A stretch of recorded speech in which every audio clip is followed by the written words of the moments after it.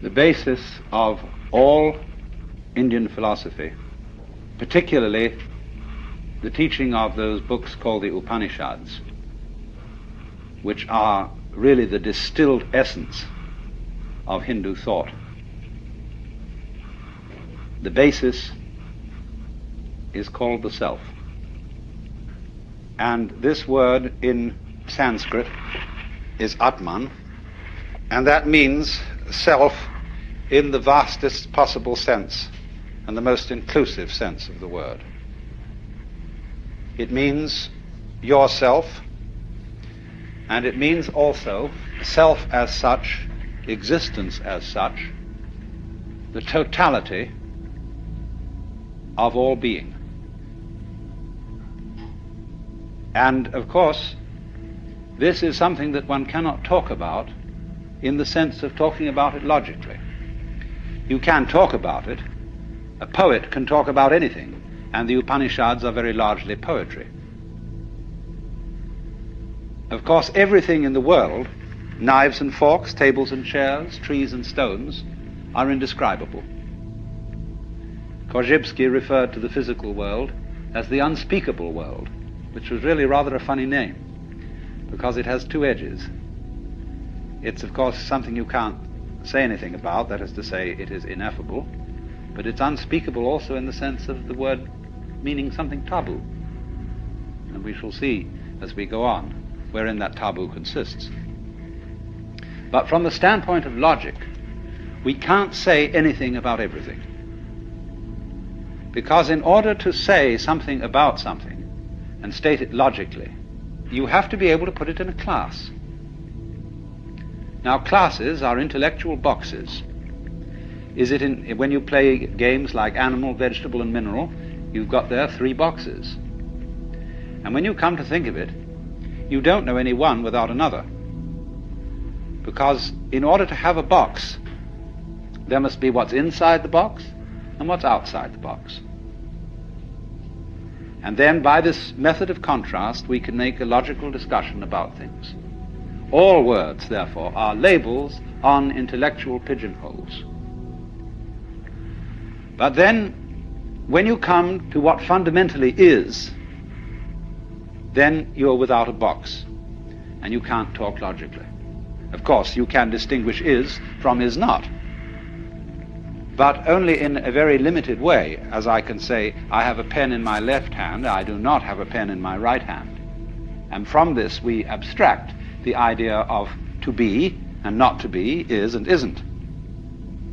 But when we consider being with a capital B, this includes not only such ises as celestial bodies, but also such isn'ts as the space that encompasses them.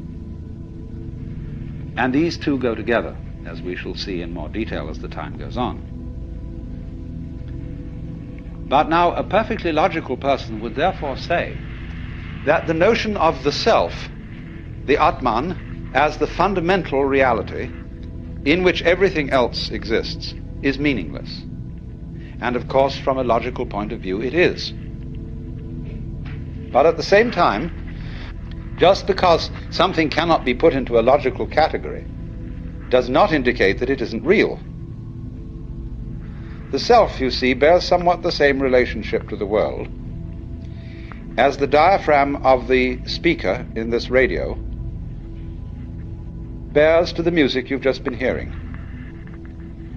None of the music was about the diaphragm, and nobody said anything about there being a diaphragm.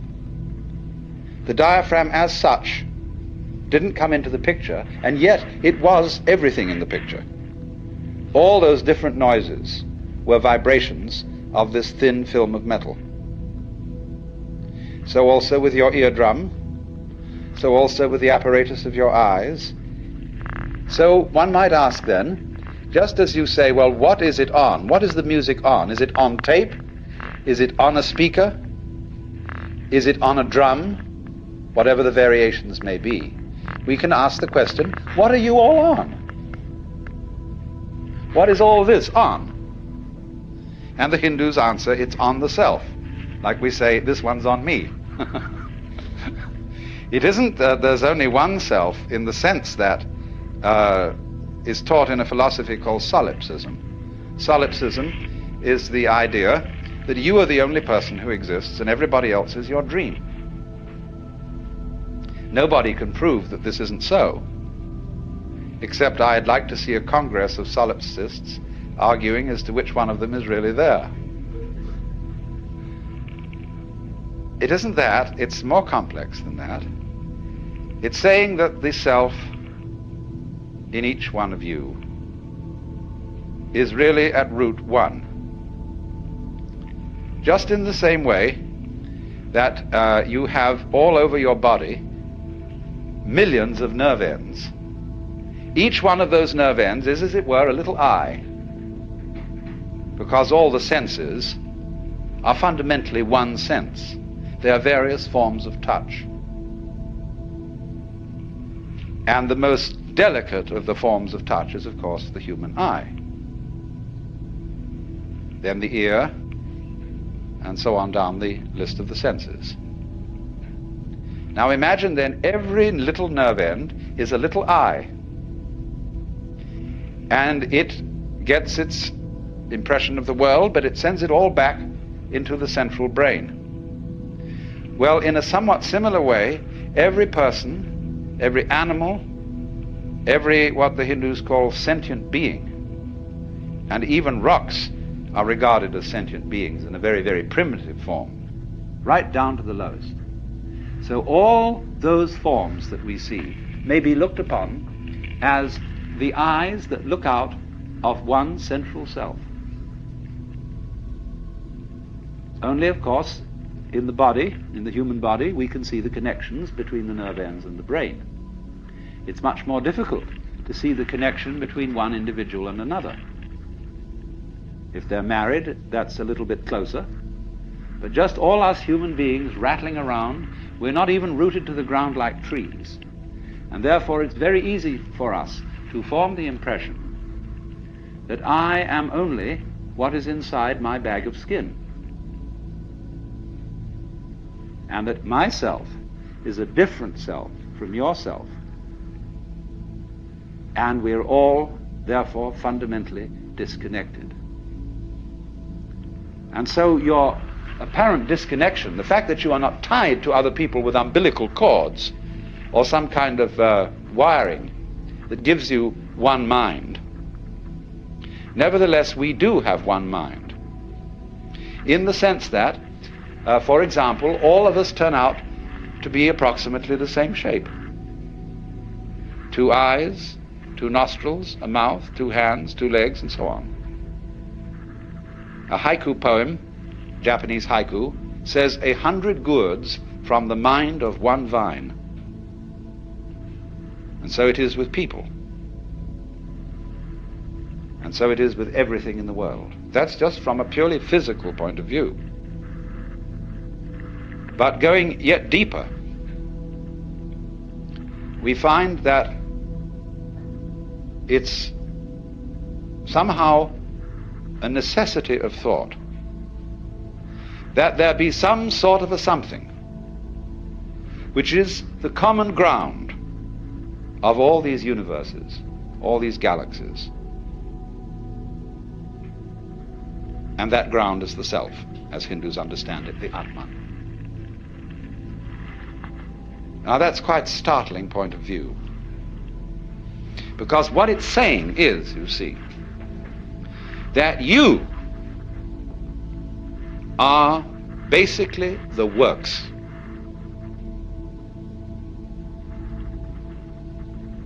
Now, the Hindus do say that the self, the great self, is consciousness.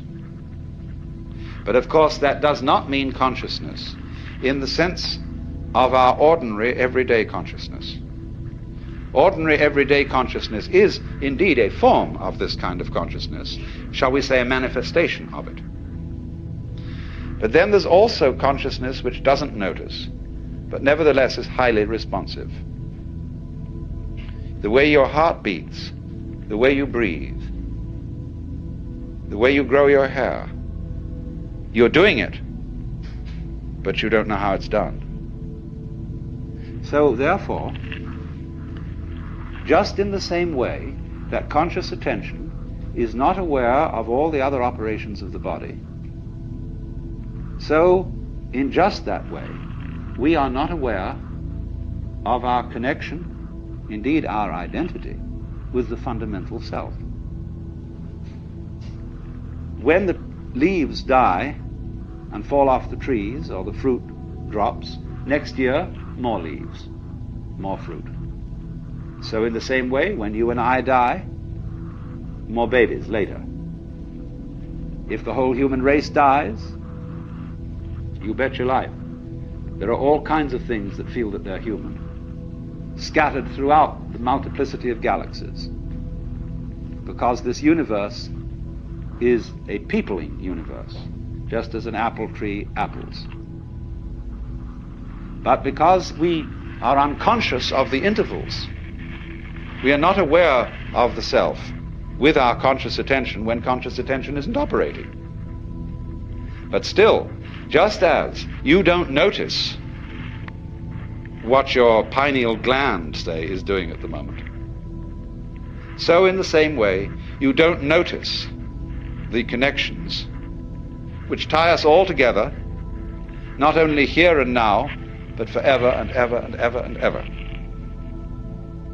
The difficulty and the basic reason why we don't notice the self is that the self doesn't need to look at itself. A knife doesn't need to cut itself. Fire doesn't need to burn itself. Water doesn't need to quench itself. And a light doesn't need to shine on itself. So this is the fundamental problem of having some sort of awareness of the self. Nevertheless, it is the whole contention of Indian philosophy, especially what we call Vedanta, that it is possible in a certain way to become aware of oneself in this deepest sense, to know that you are the totality. And this experience is the real substance of Indian philosophy as a whole, both Hindu and Buddhist. It is called moksha, which roughly means liberation. Liberation from the hallucination that you are just poor little me. To wake up from that kind of hypnosis and discover that you are simply something, your organism, your physical body, your conscious attention, which is your ego, that you are something being done by this vast, indescribable self, which is out of time, which has no beginning, no end. It neither continues nor discontinues. It's beyond all categorization whatsoever. And so the Upanishads say, all we can say of it positively is the negative. Neti, neti, it is not this, it is not that. Anything, therefore, you can formulate, imagine, picture, will not be the self. So when you are trying to know the self, you have to get rid of every idea in your head. It doesn't mean, as some people seem to think, that you have to get rid of every sense impression. It isn't as if you had to go into a catatonic state of total absorption. Of course, that can be done. But the full moksha, the full liberation, is when you come back out of absorption and see this everyday world just as it looks now, but see as clearly can be that it is all the self. You can become aware of this tremendous interconnectedness of everything. And that is what somebody who is moksha, who is liberated, sees. He sees, shall we say, that everything goes together. And that is, in a way, what we mean by relativity. Because relativity means relatedness. Just as fronts go with backs and tops with bottoms, insides with outsides, solids with spaces, so everything that there is goes together. And it makes no difference whether it lasts a long time or whether it lasts a short time. A galaxy goes together with all the universe just as much as a mosquito, which has a very short life. From the standpoint of the self, time is completely relative. You can have, if you scale it down, as much time between two of those very rapid drum beats as you can in eons and eons and eons. It's all a question of point of view, or, to use a scientific expression, level of magnification. Change your magnification and you see molecules. And we know by other methods of observation that it can get smaller and smaller and smaller, and that the spaces between these minute units are so vast that they're comparable to the distances between the sun and the planets in scale. So also with time. So in this sense, there could be vast, vast universes full of empires and battleships and palaces and brothels and restaurants and orchestras in the tip of your fingernail.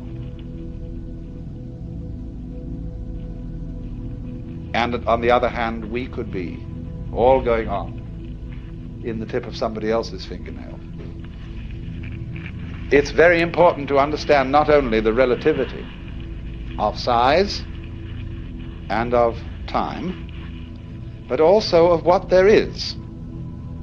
Now, as you know, the human senses respond only to a very small band of the known spectrum of vibrations. We know through instruments of quite a vast spectrum, but we, as I say, with our senses, see only a little of it. If our senses were in some way altered, we would see a rather different looking world. We can do this, of course. We can put on special lenses to enable us to see heat. And then we see all the heat radiations coming out of people. And we say, well, I never noticed that about you before. But so in the same way, you see, there are infinitely many possibilities of vibration and of organs sensitive to those vibrations, so that there could be worlds within worlds within worlds, spaces within spaces, just like the many, many wavelengths of radio and television, going on forever and ever in all directions. The possibilities are infinite. But having senses and noticing is a selective process. It picks out only certain ones, just as when you play the piano. You don't take both arms and slam down all keys at once. You select. And so perception is a kind of piano playing. It is picking out certain things as significant, that is to say, as constituting patterns. And the whole universe seems to be a process of playing with different patterns. But whatever it does, whatever it plays, in whatever dimension, on whatever scale of time or space, it's all on the self. The self is also known in Sanskrit as Brahman. This is a neuter word. Brahman is from the root BRH, br, which means to expand, to grow.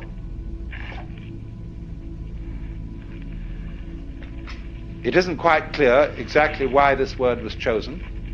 Sometimes there's a still better word for the self, which I like, is the word tat, almost like tit for tat. Tat means that. We get our word that from the Sanskrit tat. And so when the baby comes into being, first of all, the first thing it says is da, da. The baby is pointing, da, da, da, and it's saying that. Look, isn't that marvelous? That, you see?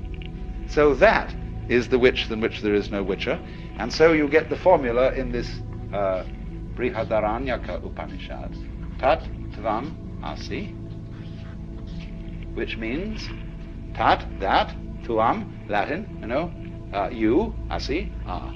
You are that. Or that thou art. That art thou. So, in this sense then, every self is modeled on and is an expression of the one self, because you all feel individually that you're the center of the world. And everything else is seen in circles, circling out, sphering out from where you are. And that's, as it were, you call them microcosm, the little cosmos. But then in the same way, the macrocosm has a central self, although this is not central in the way we talk about centers in space. Do you see that? The center of a circle is in the middle of the circle, and the circumference is away from it.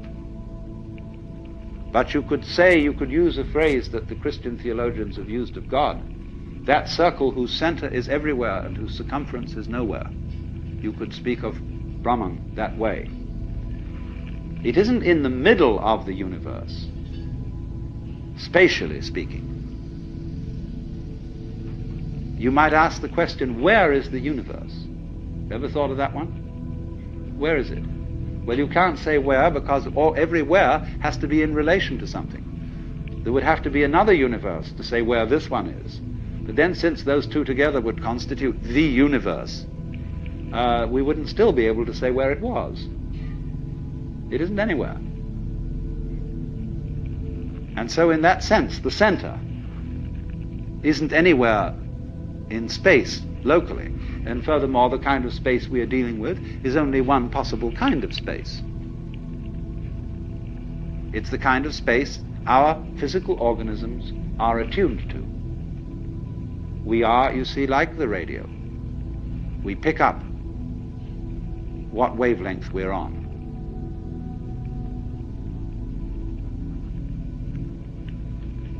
So then, when inquirers used to come to that great modern Hindu saint, Sri Ramana Maharshi,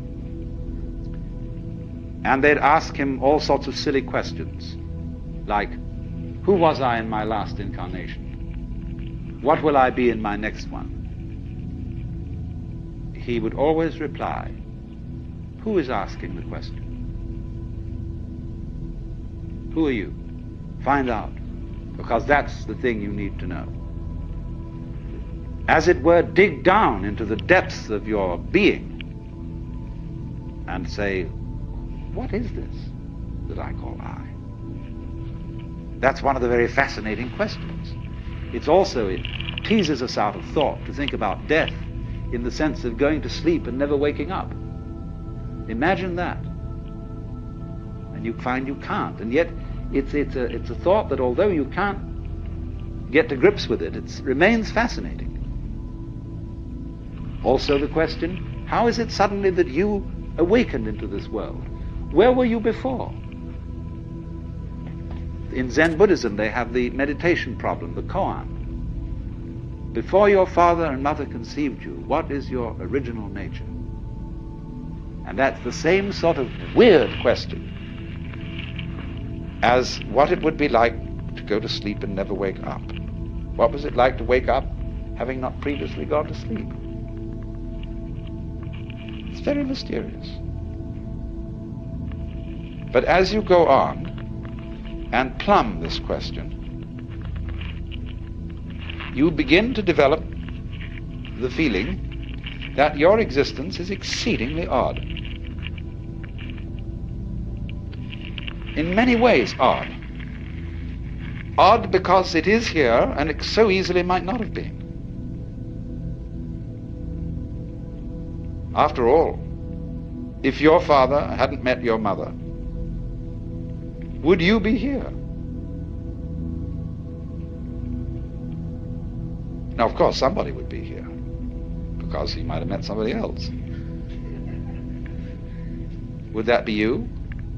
Of course it would. Don't you see? You can only be you by being someone. But every someone is you. Every someone is I. That's your name, you say. It's me. I am here. And everybody feels that I in the same way. It's the same feeling. Just like blue everywhere is the same color. So I-ness being, as it were, the most fundamental thing in man is also fundamental to the universe. It too is I. And our I is a special case of it, coming out from the, in quotes, central I, like so many tits from the belly of a sow, or so many spines from a sea urchin, so many legs from a spider. And that is, of course, why the images of the Hindu gods are shown with many arms or many faces, because it is saying that all arms are the arms of the divinity. All faces are its masks. So, you see, there's really nothing to worry about. Because the important you is perfectly indestructible. It's what there is. Our comings and goings, our fortunes and misfortunes are a sort of mirage. The more we know about them, the more we know about the world, the more diaphanous it seems. And therefore everything in the world has the characteristics of smoke. You know, when you blow a cigarette or pipe or something and a cloud of smoke and you see it in the sunbeam and it's full of whorls and designs and all kinds of marvelous things going on, and then slowly it disappears. Well, everything's just like that. Now, there are two attitudes you can take to that state of affairs. You can say sour grapes. It's all a lousy, wretched trap. And here I am, and I'm given all these feelings of love and attachment and joy of life, and then I fall apart. My teeth drop out, my eyes become feeble, I get cancer or cirrhosis of the liver or something, and then it all falls apart, and it's too bad. Therefore, don't become attached to things. Don't enjoy life. Treat it, holding it off like that, just like a very, very firm person who's been jilted and says, never again will I get mixed up with love, because love hurts.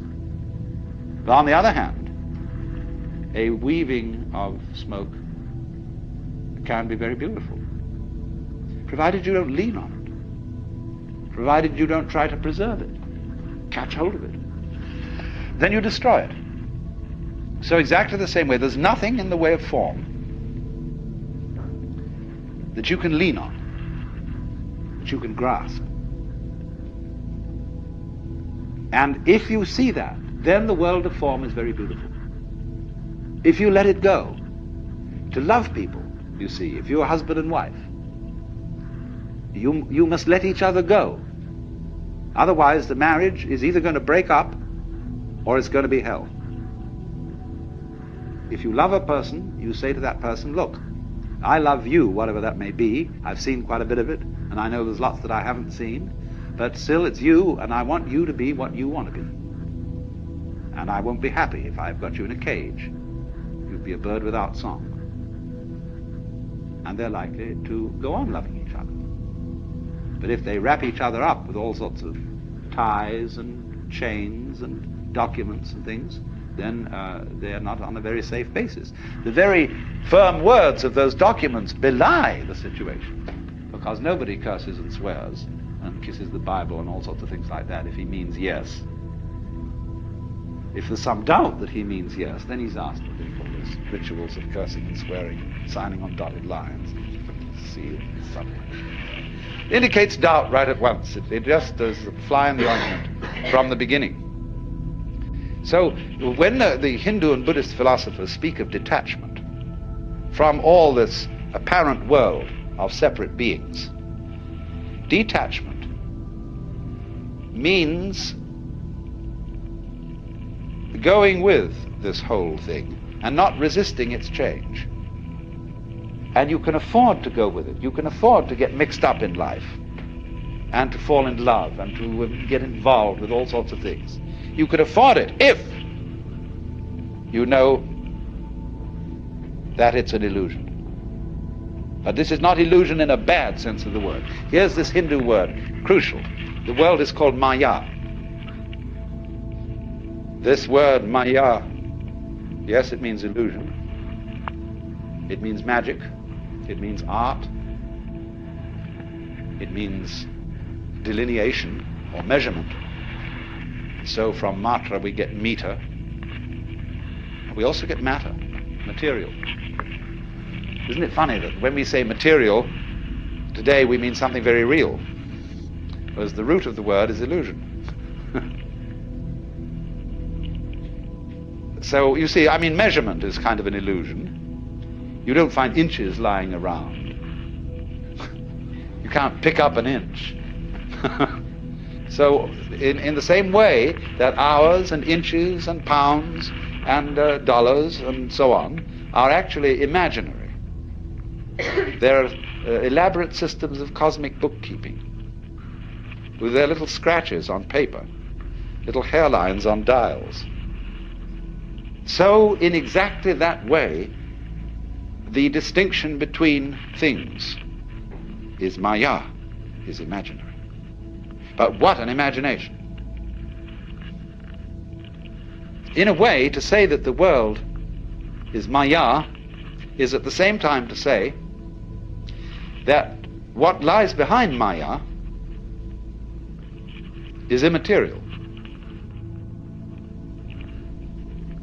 Look at the reversal of the word. Oh, it's immaterial. Doesn't matter. What matters? It's all this. But that gets us to a deeper point yet. The self, the real self, doesn't matter. Which is another way of saying it doesn't exist for any purpose. It doesn't need to exist for any purpose. What purpose would it exist for? When it's what there is. It doesn't need, it won't find anything in the future, has nothing in the past that it has to go back and remember. Is now, an eternal now.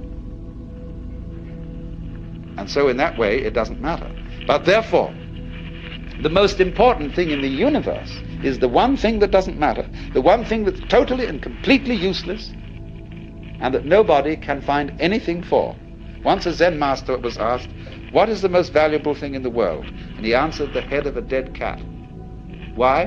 Because no one can put a price on it. So this self, the Brahman, is like the head of a dead cat. But you see, if then you say, I really ought to get that dead cat's head because something spiritual about it, and it'd be very good for me. After all, if I knew the self, I might be a better person. People might like me more. I'd be more constructive in society. I would do this, that, and the other. Do you see, that's putting the cart before the horse. That's trying to make the tail wag the dog. The knowledge of Brahman, the self, never does anybody any good if they're trying to make it do them some good. Only when they are not concerned with whether it does them any good or not, does it do them any good. It's like when you relax and you go out and play. Americans in particular don't know how to do this because they're always justified. They always say it's good for me, it's exercise, it's a change from work, and that'll be able to make me work better. See? Everything they do is done for some serious reason. It's the Protestant conscience. And so we never play, except very exceptionally, because play is that which is done just for itself, for fun. So the self, the Atman, the Brahman, exists for fun. It has no reason to exist. It's completely useless. And it is, therefore, Maya is linked with the word Lila. And that means play. Also, of course, the word illusion in English is derived from the Latin ludere, to play. So the nature, you might say, of the self is that it does no work. It only plays. Work is something serious, you know, that you do for a purpose, because you believe that you've got to go on living. You work to survive, because you think you have to survive. That was one of the things they told you as a little child. You've got to go on, man. But you don't have to. This thing doesn't have to go on. That's why it does. I know that sounds paradoxical, but there's so many things in life that are like that. If I'm trying to impress people, I usually don't. If you try too hard with anything, you usually make a mess of it. And so this basic thing then is that the self, the Brahman behind the world, is engaged in play. It is in this sense that the Hindu philosophers say Brahman does not actually become the world. The meaning of that is he's playing at being it,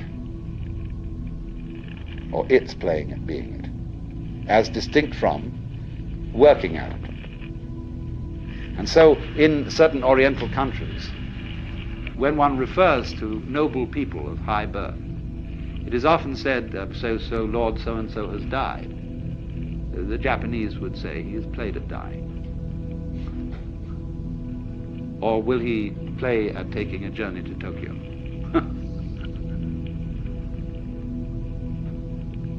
Also, remember this, although I've constantly used in this talk the word one to apply to the self and central, the Hindus don't use this word except speaking poetically and loosely. The self is not one. The self is called non-dual, because you see the idea of one as an opposite. The opposite of one is many, or none. But the which than which there is no whicher has no opposite. There's nothing outside it. So you can't call it one, because one is an exclusive idea. It excludes two. So they call it, instead of one, they call it non-dual, which is Advaita. This is from the word, you see, Deva is the root meaning two. The V becomes U, so we get dual. And A is the meaning in Sanskrit often non. Non-dual, Advaita. And so it doesn't exclude anything. One is an exclusive word. Advaita is meant to be a totally inclusive kind of unity. Now, of course, this word itself, when you look at it from a logical standpoint, is a dualistic word, just like one. It's the opposite of Dvaita, Dvaita and Advaita. But the idea here in Indian philosophy is to use this word in a certain way. Now, you know that on a flat surface, you can't draw 3 dimensions. Anything you draw will be in 2 dimensions. But why do we see 3 dimensions? Because of an artistic convention called one-pointed perspective, which will give you the illusion of a third dimension. Now, in other words, a two-dimensional line is being used to imply a third dimension which can never be expressed on a flat surface. So in exactly the same way, Advaita is a word used specially to designate what lies beyond all logical categories. So you must remember, of course, that the word play and the word game have many levels of meaning. We are accustomed to use the word play in opposition to work and to regard play as trivial and work as serious. Very largely, a game or a play is something associated in our minds with triviality. "You're only playing with me," says a girl to a suitor. "You're not serious." How serious do you have to be? When does one get serious in a flirtation? When do we say this is getting serious? When you're holding hands, playing footsies under the table, kissing, petting, sleeping together, married and babies. Maybe that's serious. But we also use the word play in a non-trivial sense. I went to hear Heifetz playing the violin. Was that a trivial matter? On the contrary, the very highest kind of art form. Still play. I say too, when I do philosophy, like I'm doing with you, this is entertainment. But in the sense, perhaps, I hope, of your listening to someone play a musical classic. I am not being serious, but I am being sincere. The difference, you see, between seriousness and sincerity is that seriousness is someone speaking in the context of the possibility of tragedy. That there is a situation where things might go absolutely wrong. And then I put on the expression which is serious. That's why soldiers on parade are always serious. They don't laugh. And when they salute the flag, they put on a stern expression. That's why in courts of law and in churches, people don't normally laugh, because all that we deal with here is very important, a matter of life and death. But the fundamental question must be brought forth: is God serious? And obviously the answer is no, because there's nothing to be serious about. I said also that the self, as conceived, the Supreme Self, was quite useless, that it was immaterial, it doesn't matter, because it transcends all values of what is better or worse, what is upwards or downwards, what is good and bad. It so weaves the world that the good and the bad play together, like the black and white pieces in the game of chess. So, play is deeply the sort of thing children like to do with deep absorption and fascination, to drop pebbles into the water and watch the concentric circles of waves. Or mathematicians. Mathematicians, you know, especially what we call higher mathematicians, are entirely lacking in seriousness. They couldn't give a hoot in hell as to whether what they're doing has any practical application. They are working entirely on interesting puzzles and working out what they call elegant and beautiful solutions to these puzzles. And they can go on and on like that in absorbed meditation, spend their whole lives doing it. Or consider the musician, practicing, working out interpretations. What is he doing? He's making series of interesting noises on instruments.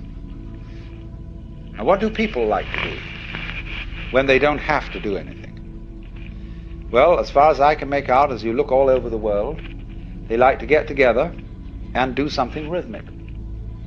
They may dance, they may sing, they may even play games, because, say, in playing dice, there's a certain wonderful rhythm to shaking the cup and rolling the dice out on the table, or dealing cards, dip, dip, dip, dip, dip, dip, dip, dip, you know, all the things that people like to do and think about these rhythms. Or some people like to knit, and this is a rhythmic thing, you see. Others just like to breathe. There are all sorts of ways in which we love to do this. Now you see, our very existence is a rhythm of waking and sleeping, eating and moving, and that's all we're doing. And just consider what we do every day. What's it all about? Does it really mean anything? Does it go anywhere? It's just because we want to keep on doing this kind of a hoop-de-da. So you can get a certain vision of life where everything is seen to be a complex pattern of rhythm. Dances, the human dance, the flower dance, the bee dance, the giraffe dance. And these are also comparable to various games: poker, bridge, backgammon, chess, checkers, etc. Or to various musical forms: sonata, fugue, partita, concerto, symphony, or whatever. And that's what this all is. It's jazz. You see? This is a big jazz, this world. And what it's trying to do is to see how jazzed up it can get. How far out this play of rhythm can go. Because that's what we all come down to, you see. We're going this in every conceivable way. So then that is why you see this fundamental view that the world is play. Now, let's examine the rules of this game. The basic form of the cosmic game, according to the Hindu view, is the game of hide and seek. Or you might call it the game of lost and found. Or again, now you see it, now you don't. In examining the nature of vibration, we find a very peculiar thing. If you represent vibration as a wave motion, you will notice that there is no such manifestation as half a wave. We do not find in nature crests without troughs or troughs without crests. No sound is produced unless there is both. Both the beat, as it were, and the interval between. Now, this wave phenomenon is happening on ever so many scales. There is the very, very fast wave of light, the slower wave of sound. Then there are all sorts of other wave processes. The beat of the heart, the rhythm of the breath, waking and sleeping, the peak of human life from birth to maturity and down again to death. And the slower the wave goes, the more difficult it is to see that the crest and the trough are inseparable. so that we become persuaded in the game of hide and seek that it is possible for the trough to go down and down and down forever and never rise again into a crest.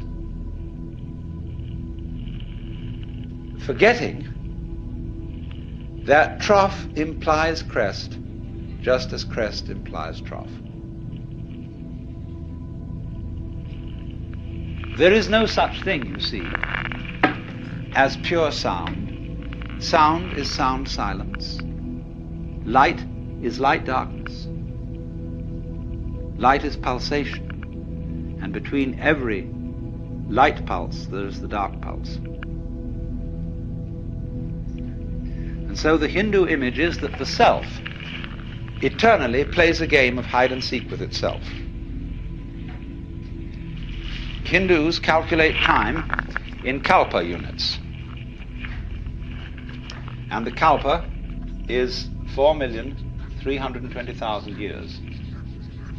And so they say that for a period of a kalpa, the worlds are manifested, or any particular universe, not all universes, but let's say any particular galaxy or whatever it may be, world order of some kind. Don't take this too literally. Don't take these figures as being some sort of divine revelation as to making predictions and prophecies. They're symbolic figures. So, for one kalpa, the world is manifested, and that period is called in Sanskrit a manvantara. And during that time, the Brahman plays hide. And it hides in all of us, pretending that it's us. And then at the end of the kalpa, there comes the period called pralaya.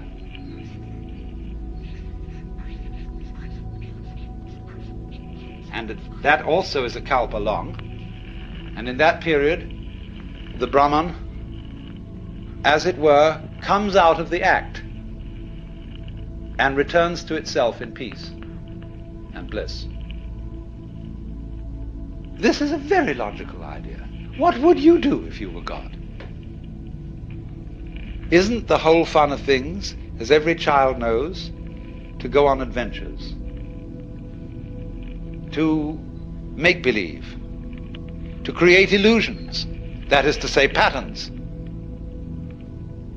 And so, for some ways of talking in Hindu thought, this world is the dream of the Godhead. The Godhead is, of course, represented as in a way two-faced.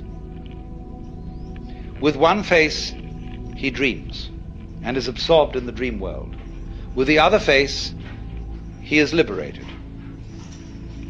In other words, what you have to understand correctly is that from the standpoint of the self, the supreme self, the pralaya and the manvantara are simultaneous. But put into mythological form, for human consumption, they are represented as being in sequence, following each other. But they really happen at the same time. So that one doesn't realize union with the self after death, later than a certain time. All references to the hereafter should correctly be understood as the herein, as a domain deeper than egocentric consciousness. That is to say, when you get down to the bottom of the egocentric consciousness, you get to its limit, which is figuratively its death. Then you go on inwards, the self deeper than the conscious attention. And in that way, you go inwards to eternity. You don't go onwards to eternity. To go onwards is to find only time and time and time and more time and more time, in which things go round and round and round forever. But to go in is to go to eternity. But in the ordinary way, when we're talking about this graphically and vividly, in imagistic terms, we can talk about the everlasting game of hide and seek, which the self plays with itself. It forgets who it is and then creeps up behind itself and says, "Boo!" And that's a great thrill. It pretends that things are getting serious, just as a great actor on the stage. Although the audience know that what they're seeing is only a play, the skill of the actor is to take the audience in and to have them all sitting in anxiety on the edges of their seats, or to be weeping or laughing or utterly involved in what they really know is only a play. So you would imagine that if there were a very great actor with absolutely superb technique, he would take himself in. And he, you see, would feel that the play was real. Well, that's their idea of what we're doing here and now. We are all the Brahman, acting our own parts, being human, playing the human game so beautifully that he is enchanted. Do you see what enchanted means? Under the influence of a chant, hypnotized, spellbound, fascinated, and that fascination is Maya. Now then, this works on a little plan. Let us consider the breakdown of a single kalpa. It consists of 4 yugas. Yuga, that means an epoch. Number 1 is called Krita, or sometimes Satya. And these names are based on the Hindu game of dice. There are 4 throws in their game, and Krita means the perfect throw, the throw of 4. Number 2 is Treta, the throw of 3. Number 3 is Dvapara, the throw of 2. And number 4 is Kali, that's the worst throw, the throw of value 1. Now, you will see that these yugas divide up a period of 4,320,000 years. I never remember numbers too well. So, the first yuga is 1,780,000 years long. The second is 1,296,000 years.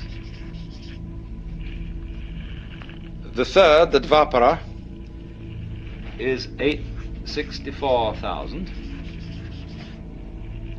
And the Kali Yuga is 432,000. Now you see what's happening here.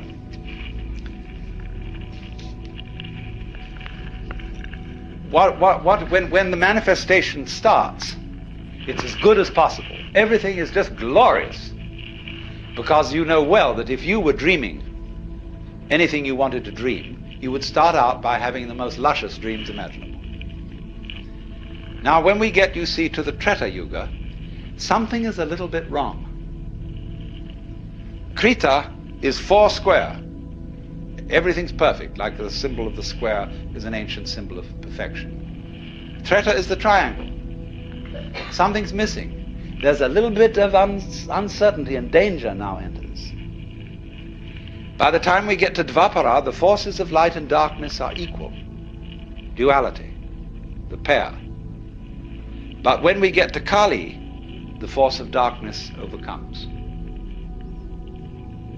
But now you see what happens is, if you take 1/3 of the Treta Yuga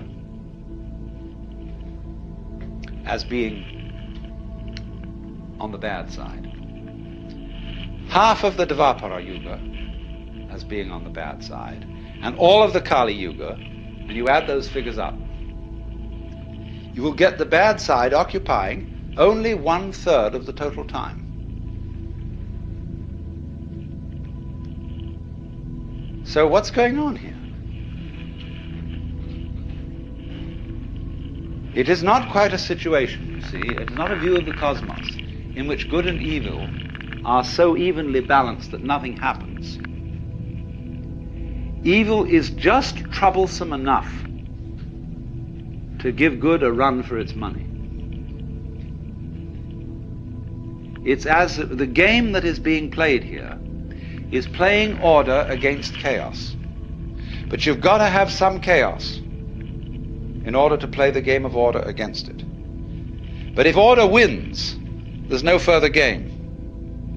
If chaos wins, there's no further game. If they're equally balanced, it's a stalemate. So what happens is this: chaos is always losing, but is never defeated. It's the good loser. And that is a game that is worth the candle. Let's take playing chess.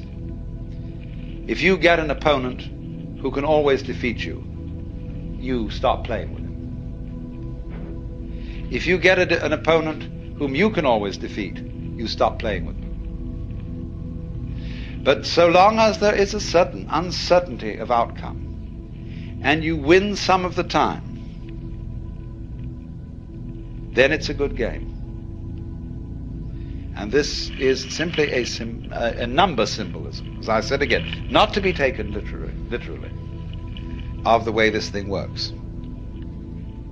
So the mythology says that we are now in the Kali Yuga, which started a little before 3000 BC. So we've got a long way to go to the end of it if you've got to take this literally. But of course, people have a way of always being in the Kali Yuga.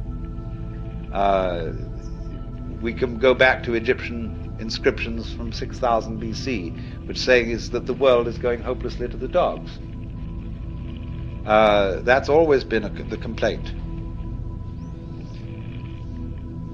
But according to this mythology, there are you have to realize the Lord, the Brahman, in three aspects. One is Brahma, the creative principle. Two is Vishnu, the preserving principle. And three is Shiva, the destroying principle. And Shiva is very important here. Shiva is always represented in Hindu imagery as a yogi. He is the destroyer in the sense of being the liberator, the cracker of shells so that chickens can come forth, the breaker up of mothers so that their children can be unsmothered, the liberative destruction, the bonfire. That's why devotees of Shiva like to do their meditations along the banks of the Ganges where they burn dead bodies. Because through destruction, life is constantly renewed. Shiva has a paramour, and her name is Kali, but that is a different word than this Kali. You mustn't confuse the two. And Kali is much worse than Shiva. She is black, and she has a long, long tongue, and her eye teeth are like fangs, but she's very beautiful otherwise. Has a lovely figure, but she's black. And in one hand, her right hand, she carries a scimitar, and in her left she carries a severed head hanging by the hair. And Kali, who is Shiva's, you see, Shiva is normally considered wedded. All the gods have their paramours, and they're all examples of the one central self.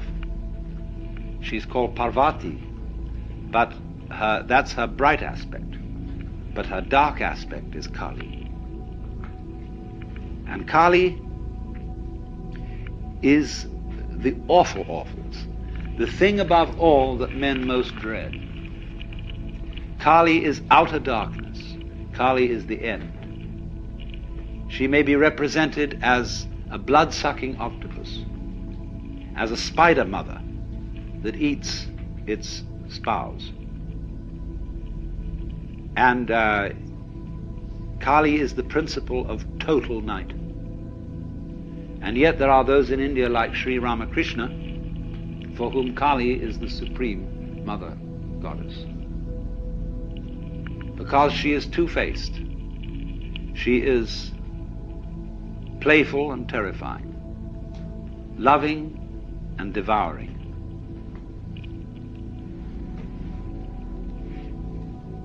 Destroyer and savior. And the cult of Kali has as its importance helping one to see the light principle in the very depths of darkness. I have some suggestions for meditation on Kali, which you can all practice very easily.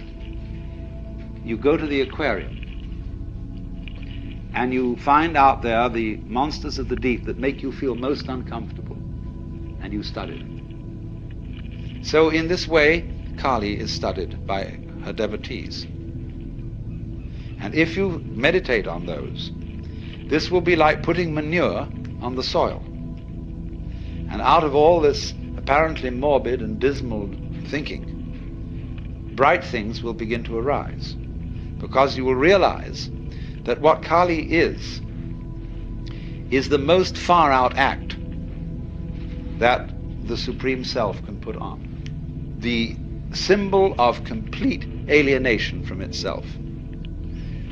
So what happens, you see, is this. In the process of the game of hide and seek, the Supreme Self tries to see how far out it can get.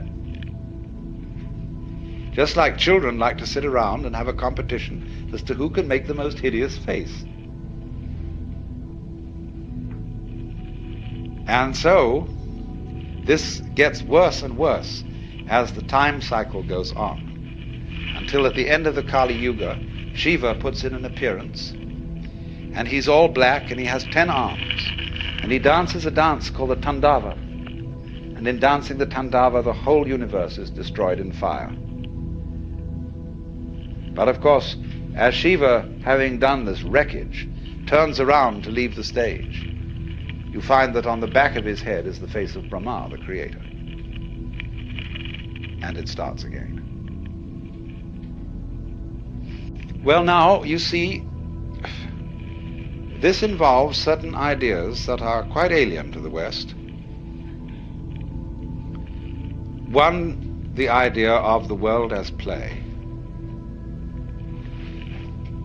Our Lord God in the West tends to be over-serious. And no great Christian artist has ever painted a laughing Christ or a smiling Christ. Nothing that I've seen of any of the great masters. Always this figure is tragic and has that sort of look in the eye which says, one of these days you and I have got to get together for a very serious talk.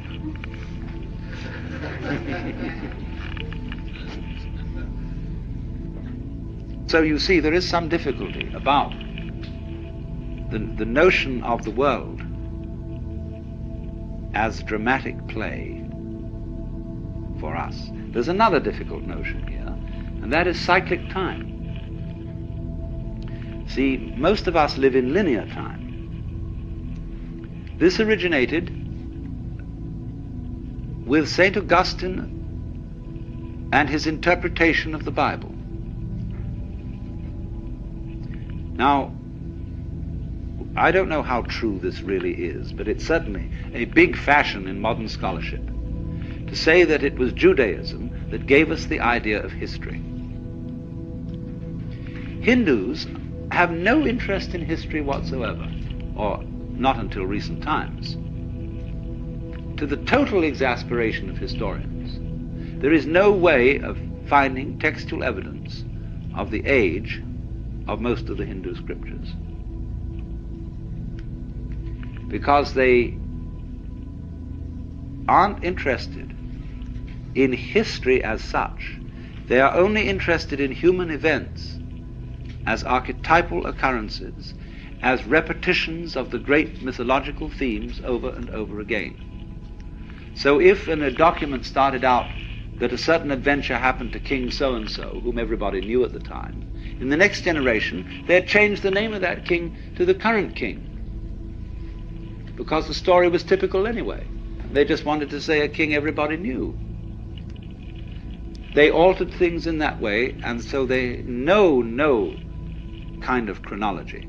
And if you ask even quite intelligent Asians about this, they have difficulty in understanding what kind of a question you're asking.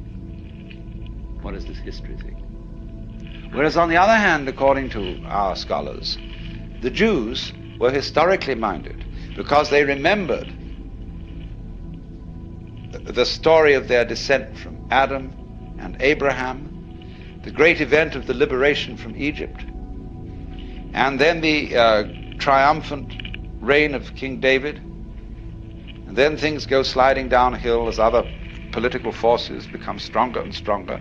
And so they get fixed on the idea that one day is going to be the day of the Lord, and the Messiah will come and put an end to history. And there will be the restoration of paradise. But this is linear. They don't think of the world having been created many, many times before and come to an end many, many times before. It's one clear ascent from start to finish, from Alpha to Omega. Well, when St. Augustine was thinking about this, he thought, if time is cyclic, Jesus would have to be crucified for the salvation of the world once in every cycle. But for some reason he had it firmly fixed into his head that there was only one historical crucifixion in time.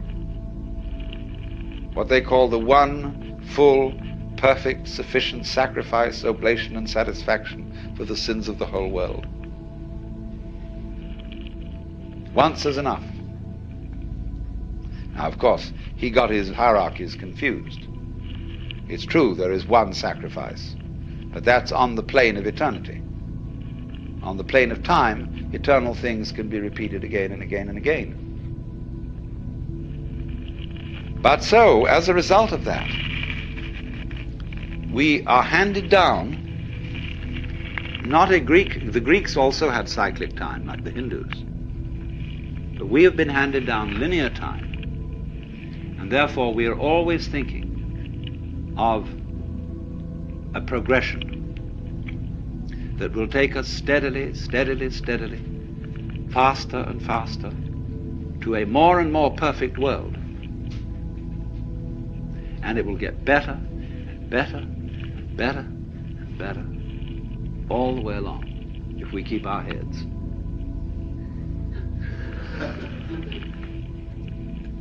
Now, this shows, I think, a rather naive view of human nature. Human beings tend to smash what they create and say, let's do it again. There is that in man which is also in the child. Rub it out. What fun. And so it isn't really too realistic to suppose that human beings will simply get better and better and better and better and better, because they'll soon get tired of it. They say, let's be as awful as possible. See, there was that element in Nazism. How awful can you get? How brutal can you be? How destructive? And that, it isn't just Germans, you know, who have that. See, we are converting all the living world around us into excrement and pretending it doesn't happen that way. And we are the most marvelous vortices in this stream of food which whirls around as us and then disappears into excrements, which again fertilize the soil, and we keep on at it.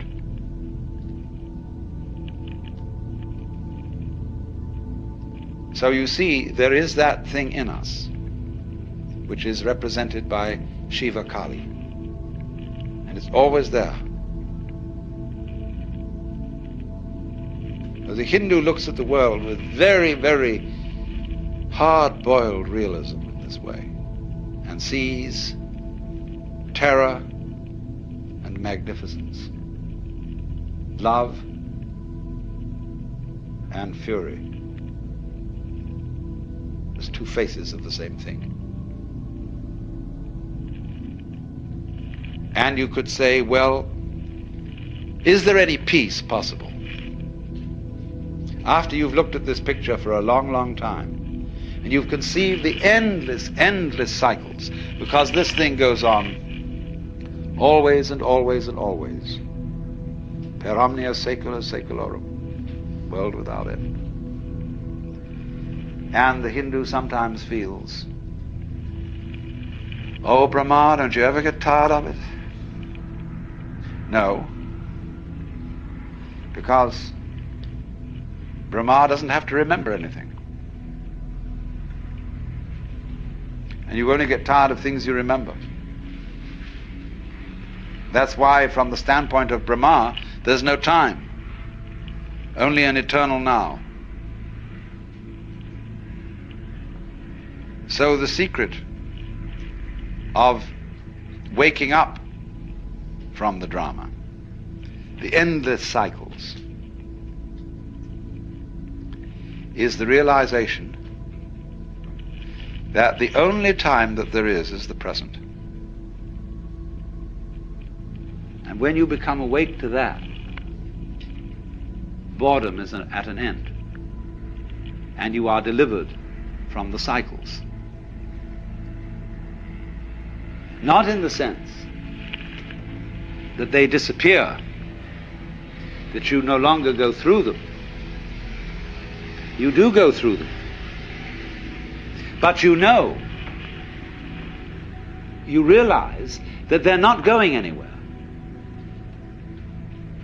Now then, supposing you liken the rhythm of these cycles to music, why surely you don't hurry it up. You don't say, let's get to the end faster. You know how to listen to music only when you slow down time and sit back and let that be. And so, in the same way, you can see every little detail of life in a new way. You say, oh my, look at that.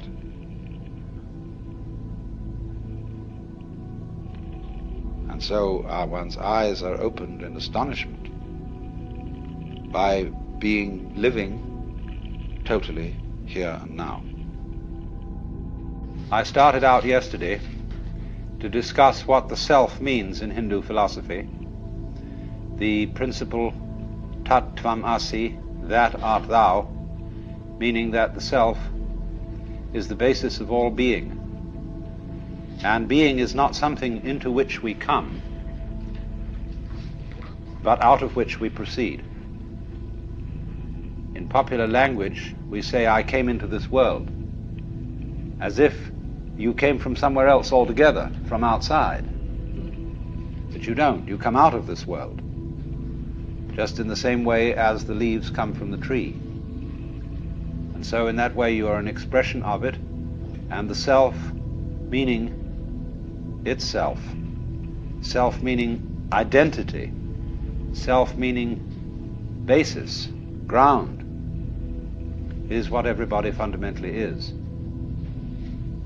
Then I went on to discuss the world as the self in the sense of the cosmos as the self, the great cycles of time in which, according to Hindu philosophy and mythology, the world is manifested and then again withdrawn.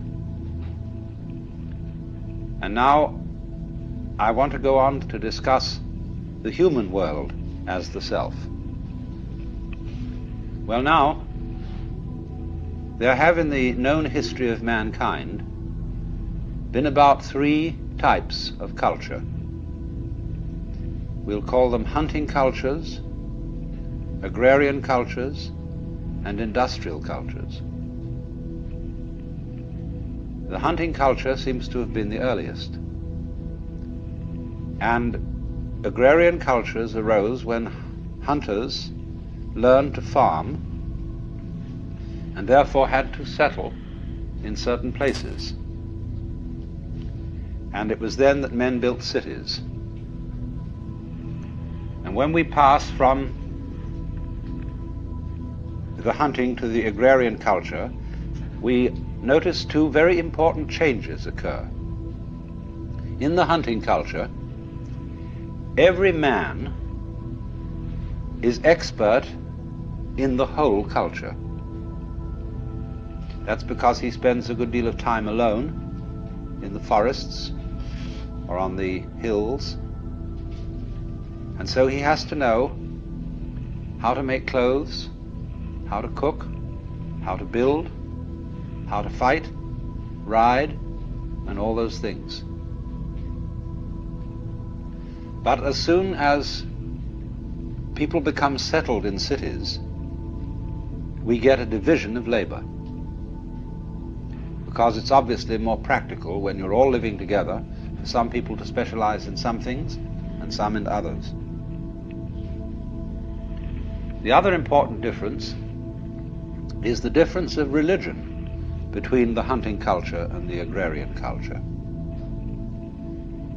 The religious man of the hunting culture is generally known as a shaman, S-A-H-A-M-A-N. And a shaman is a kind of weird individual, and I mean weird in the ancient sense of the word, not queer, but weird in the sense of magic, because he is a person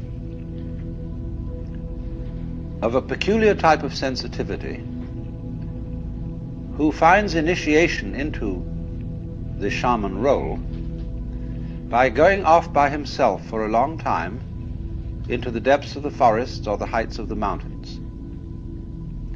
And in that isolation, he comes in touch with a domain of consciousness which is known by all sorts of names: the spirit world, the ancestors, the gods, or whatever. And his knowledge of that world is supposed to give him a peculiar powers of healing, of prophecy, of magic in general. The thing that you must note, though, about a shaman is that his initiation is found by himself. He does not receive initiation from an order or a guru. On the other hand, the religious man of the agrarian community is a priest. And a priest is almost invariably an ordained person. He receives his power from a community of priests or from a guru. In other words, from tradition. Tradition is all important in the agrarian community. Now then, reasonably enough, the first communities are stockaded enclosures. They are made of palings, and so we speak of people being within the pale and beyond the pale. And because the word paling we still use in fencing, and you know that the Spanish for a tree is palo. So here is a primitive stockaded community, and as often as not, this community will settle at a crossroads for obvious reasons. Where roads cross, that's where people meet. And so it's liable to have 4 gates and these crossing main streets. And that immediately establishes 4 divisions of the city. And so oddly enough, in Hindu society, there are 4 castes based on the 4 fundamental divisions of labor. And number 1 is the caste of priests, and they're called Brahmana. Number 2 is the caste of warriors, and also rulers, and they're called Kshatriya. Number 3 is the caste of merchants and tradesmen, and they're called Vaishya. And number 4 are laborers, and they are called Shudra. So those are the 4 principal roles in the world of settled humanity. It's interesting, I said people settled in cities because they had to plant. And there are many legends to the effect that what they were mostly concerned with planting were grapes for wine, and they cultivated vineyards. And it's said of Noah that after the flood in the Bible, the first thing he did was to plant a vineyard. He knew which side was up. So now, then those are the roles. Those are, you might say, masks, as it were, of the Brahman in this game called the social game. Now then, when you enter society, you are born into a caste. And this is very understandable in a community where you don't have a generalized system of education. You don't go to school, and therefore you learn what to do in life from your parents and your family. So if you grow up as a carpenter's son, it never occurs to you to do anything else but carpentry. Why would you? You might become a better carpenter than your father, but still that would be the natural thing to do. It's only when one is exposed to school and then people begin to talk about, well, what do you want to be in life, that people get the idea that they might be anything. So if this sort of way of life is natural to you, you don't find it particularly objectionable. Of course, all kinds of weird complications and rituals and prohibitions grow up in the course of time that can make this system very cumbersome, as it has been until quite recently in India. Then what happens is this. You go through an evolution in your development in this community, which has first of all the stage called brahmacharya, studentship or apprenticeship. After that you enter the stage of grihastha, meaning householder. And a householder has 2 duties. One is called artha, A-R-T-H-A, and the other kama, K-A-M-A. Artha means the duties of citizenship, partaking in the political life of the community. Kama, K-A-M-A, means the cultivation of the senses, of aesthetic and sensual beauty. And therefore kama includes the art of love, the arts of beautification, of dress, of cooking, and all that kind of thing. So that the Kama Sutra is the scripture about love. Kama, in a sense, means passion, and is the great Hindu manual of how to behave sexually. It's a book that every child ought to read on gaining puberty, so that he would get some sense of how to make love without being a mere baboon. Then there is also the Artha Shastra, and that is the scripture about rulers and the way of the Kshatriya caste.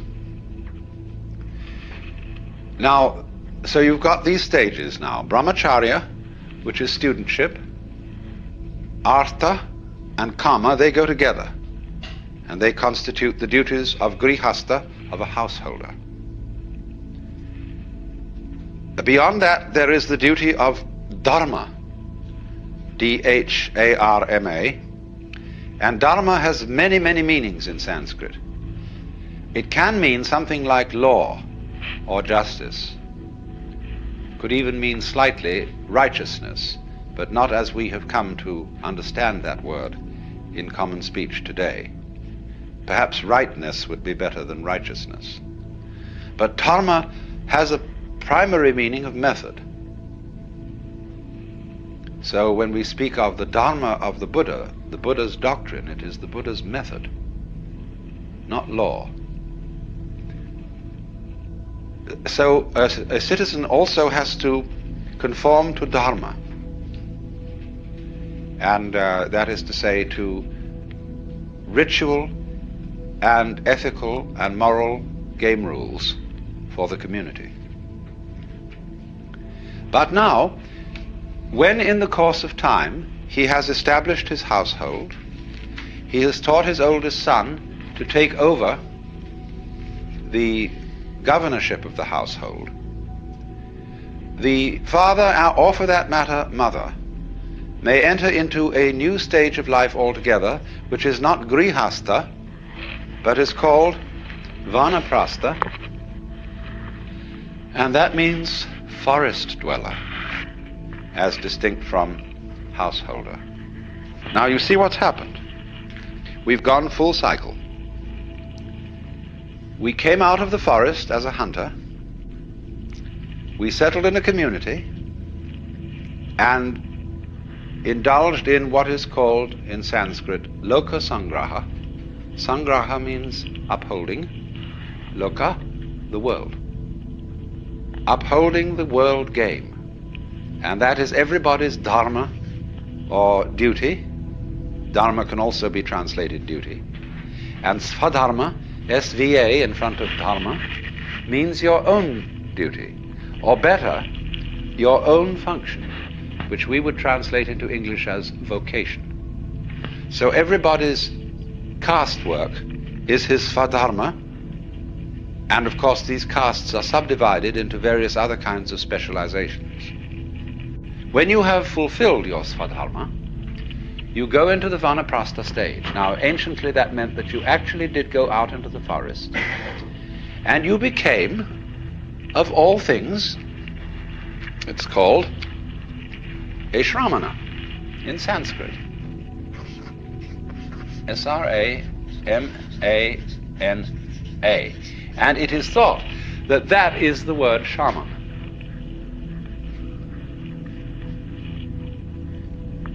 You see, what happens is this then, that an individual who all his life long has played the social game is then says, well, now I've done that. I've assumed this role, I've become identified with Tinker Tailor, Soldier Sailor, whatever it was. But now who am I? Really? In order to find that out, I have to go off by myself. Why? Because you have a role conception, a mask conception of yourself, because other people tell you who you are.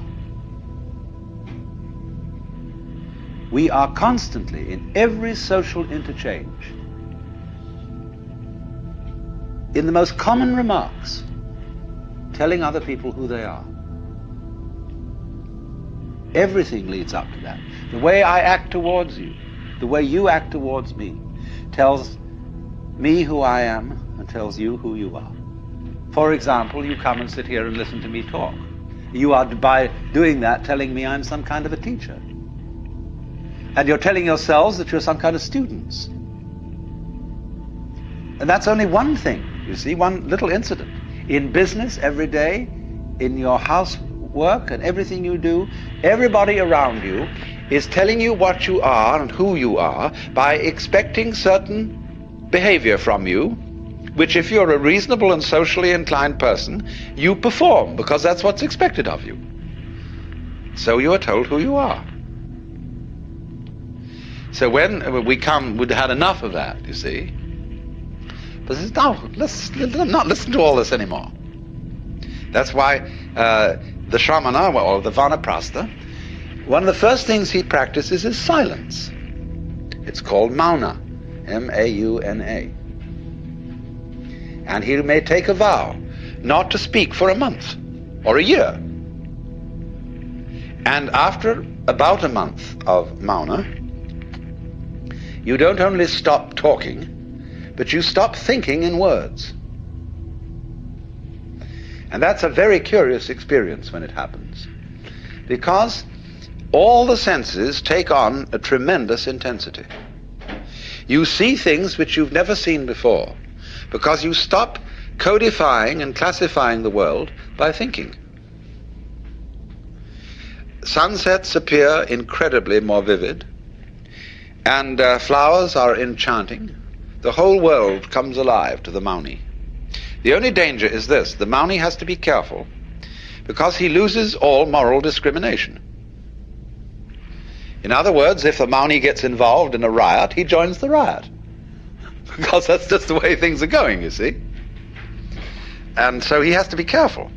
And that's why, in this state of Vanaprastha, the new man in the game will seek out a guru, a teacher, who has been through the whole discipline of yoga, or whatever it is, that is practiced by a Vanaprastha, and will help him out and see that he doesn't get into trouble. That's why a guru, when he accepts a student, is always said to become responsible for that individual's karma. Karma, you know, means activity, and also the results of activity. So you see what's happened. This man who goes into the Vanaprastha stage of life takes off every sign that would identify him as someone. He does away with his name. He does away with the usual clothes he would wear and puts on usually a yellow or some kind of a robe, or he may more often than that be really naked and maybe have a loincloth, or not even that. And often these people cover themselves with ashes, and their hair is matted, and they don't take care of themselves that way anymore because they're outside the pale. You see, they are outcasts, but they are upper outcasts. Below them are the lower outcasts, known as today the Harijan, the name that Gandhi gave them, the untouchables. And the untouchables were the aboriginal peoples of India. When the Aryan invasion occurred, at a rather vague date, but shortly after 2000 BC, the Aryans formed these castes, and the people who were originally in the land, like the Indians here, were considered to be outcasts. They were beyond the pale. So you have here a marvelous microcosm.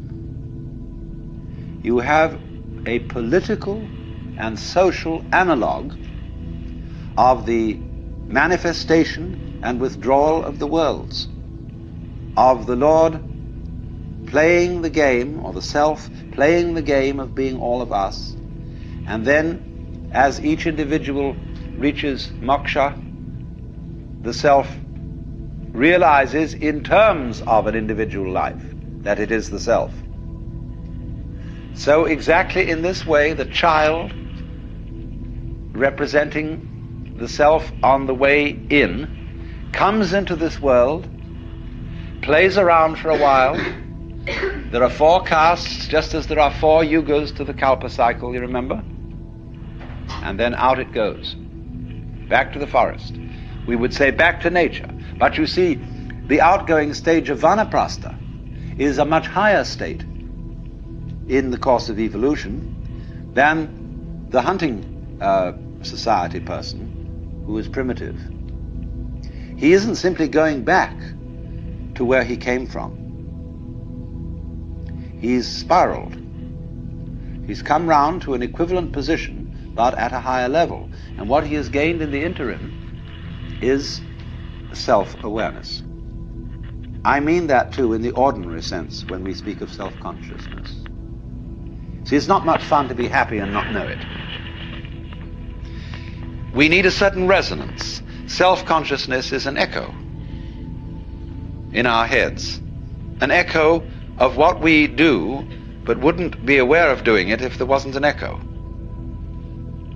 When you see yourself in a mirror, that mirror is a visual echo of your face. And that's why in a room such as this, it's a very comfortable room for me to talk in, because it has resonance. And so self-consciousness is neurological resonance. Now, you know how troublesome resonance can get if it's not properly worked out. You can get echoes that just won't stop. So you go into a great cave somewhere and you say, "Hi!"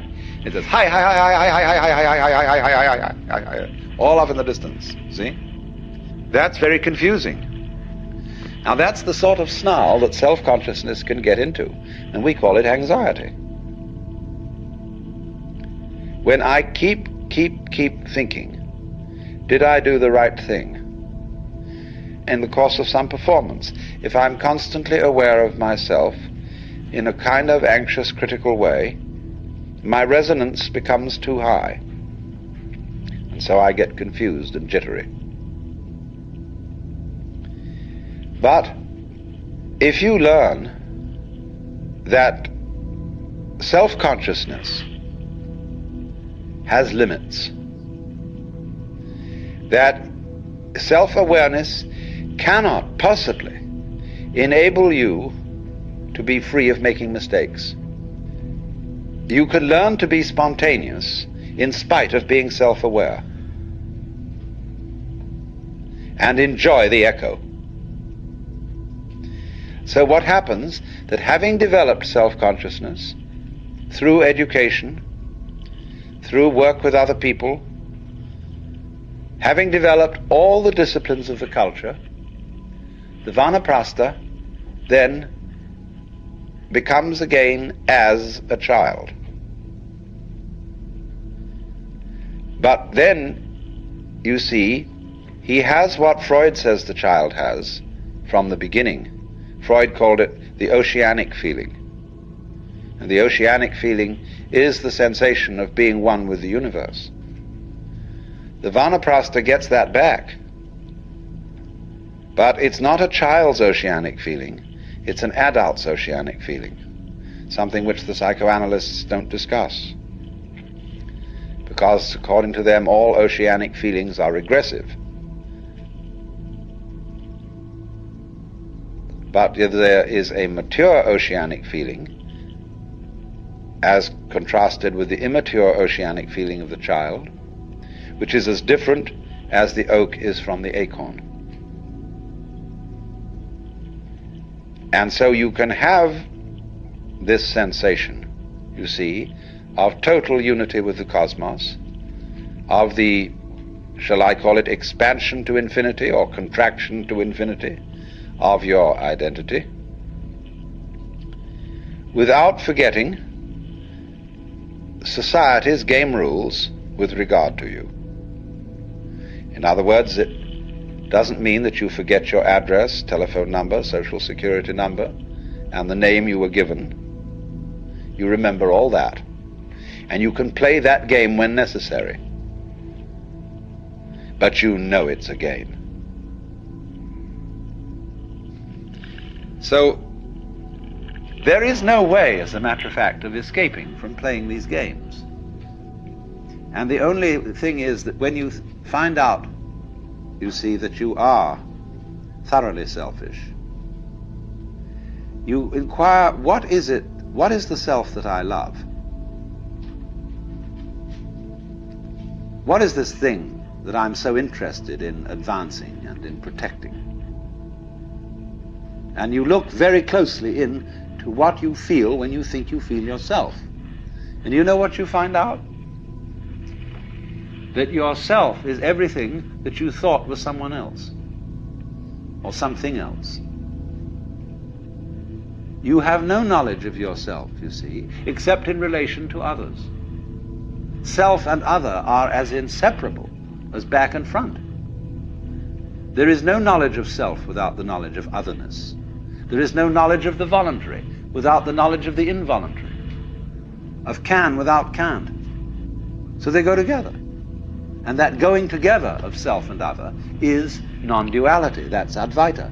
That is the self with a capital S. So through self, one finds deliverance from self.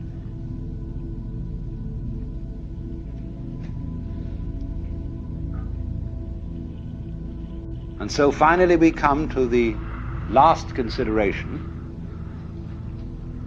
which is the question, in what way and by what means can an individual who is under the impression that he is a separate individual, limited by and enclosed in his bag of skin, how can such a person effectively realize that he is deep down the universal self, the Brahman? This, of course, is a curious question. It proposes a journey to the place where you already are. Now, it's true that you may not know that you are there, but you are. And if you take a journey to the place where you are, you will visit many other places than the place where you are. And perhaps when you find through some long experience that all the places you go to are not the place you wanted to find, it may occur to you that you were already there in the beginning.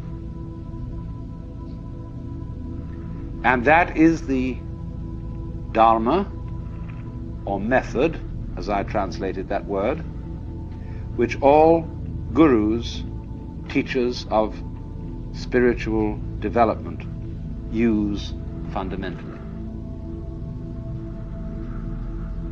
They are all of them tricksters, but in the most beneficent sense of the word trickster. Why trickster? Because, do you know, it's terribly difficult, in fact it's impossible, to surprise yourself on purpose. And yet, to be surprised is a great thing. But you can't plan a surprise for yourself. Somebody else can do it for you.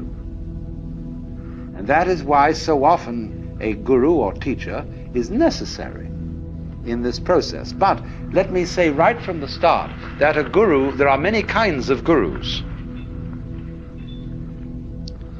First of all, among human gurus, there are square gurus and there are beat gurus. There are gurus like, let's say a great Zen master today.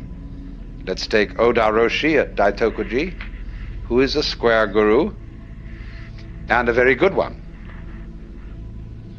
But you go through regular channels.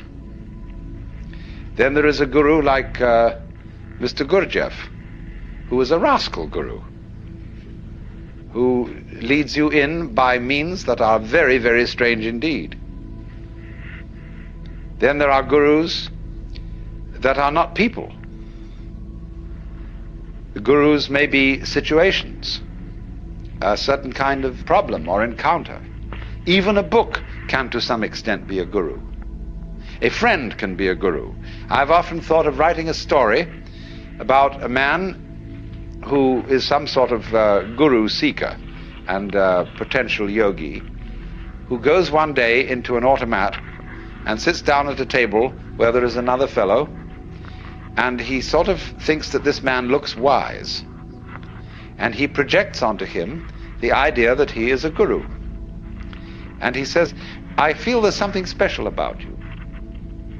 And the man says, "Oh, really?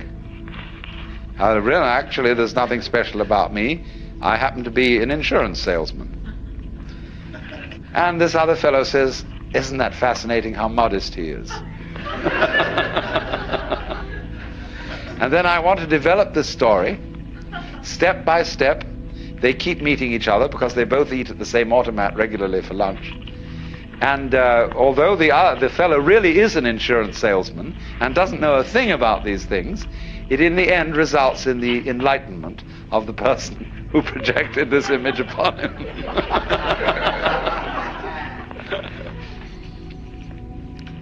So there are, as I say, many kinds of guru. But the problem of the guru is to show the inquirer in some effective way that he already has what he's looking for.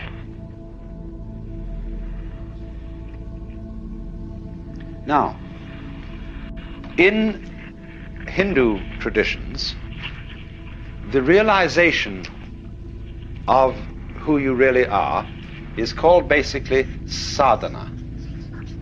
And sadhana means the discipline, the way of life that is necessary to follow in order to escape from the illusion that you are merely an skin-encapsulated ego.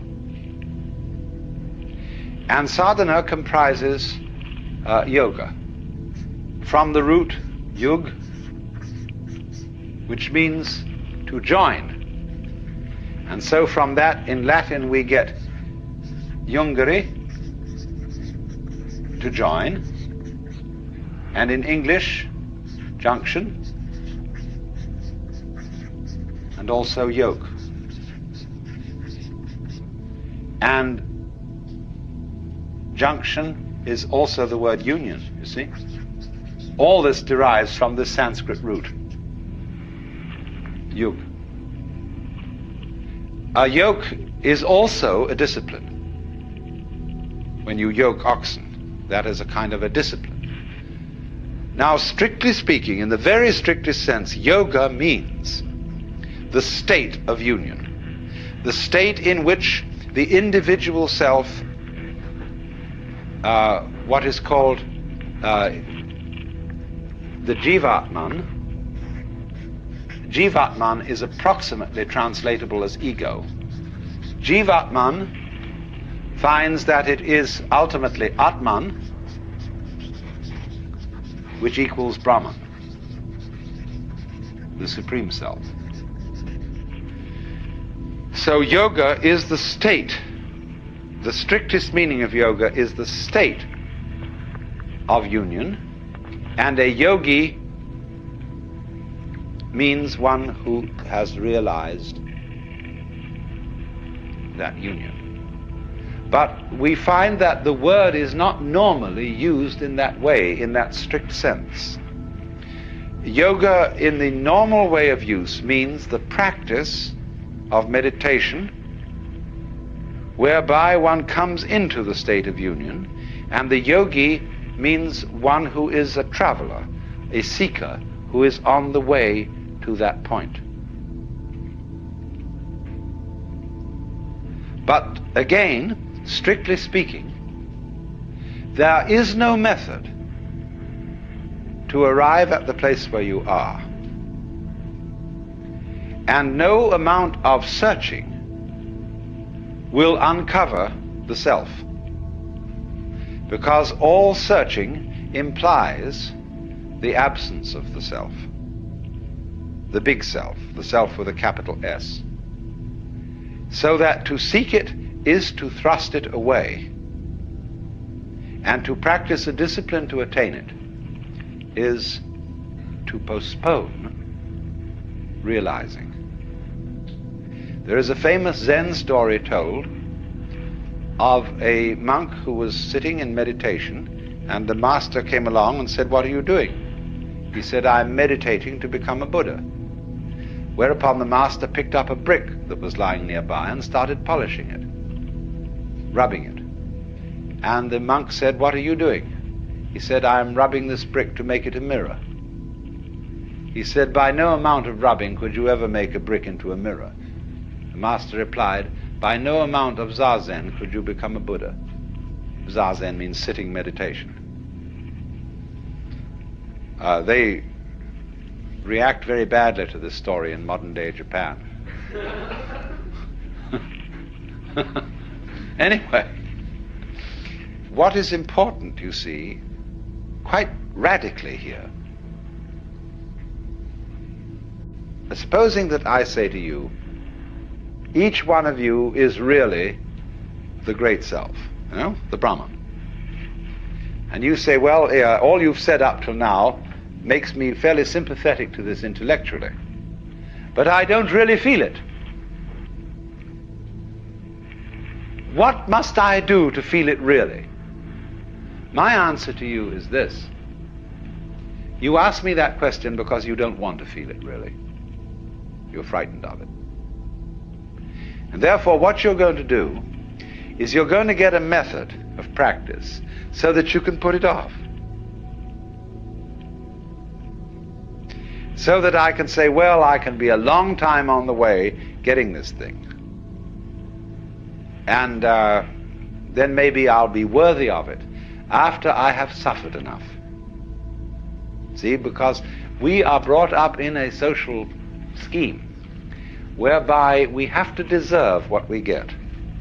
And the price that one pays for all good things is suffering. But all of that is precisely postponement, because one is afraid here and now to see it.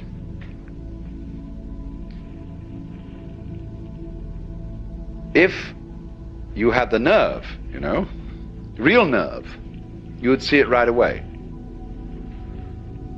Only that would be, when one feels you shouldn't have nerve like that. Why, that would be awful. That would be, that wouldn't do at all. Because after all, I'm supposed to be poor little me. And I'm not really much of a muchness. And I'm playing the role of being poor little me. And therefore, in order to be something great, like a Buddha or a Jivan Mukta, one liberated in this life, I ought to suffer for it. So you can suffer for it. There are all kinds of ways invented for you to do this. And you can discipline yourself, and you can gain control of your mind, and you can do all sorts of extraordinary things. I mean, you can drink water in through your rectum and do the most fantastic things. But that's just like being able to run the 100 yards in 9 seconds, or push a peanut up Mount Tamalpais with your nose, or any other kind of accomplishment you want to engage in. There's absolutely nothing to do with the realization of the self. The realization of the self fundamentally depends on coming off it. The sort of, when we say to people who put on some kind of an act, we say, oh, come off it. And some people can come off it. They laugh and say they suddenly realize, they were making fools of themselves, and they laugh at themselves and they come off it. So in exactly the same way, the guru, the teacher, is trying to make you come off it.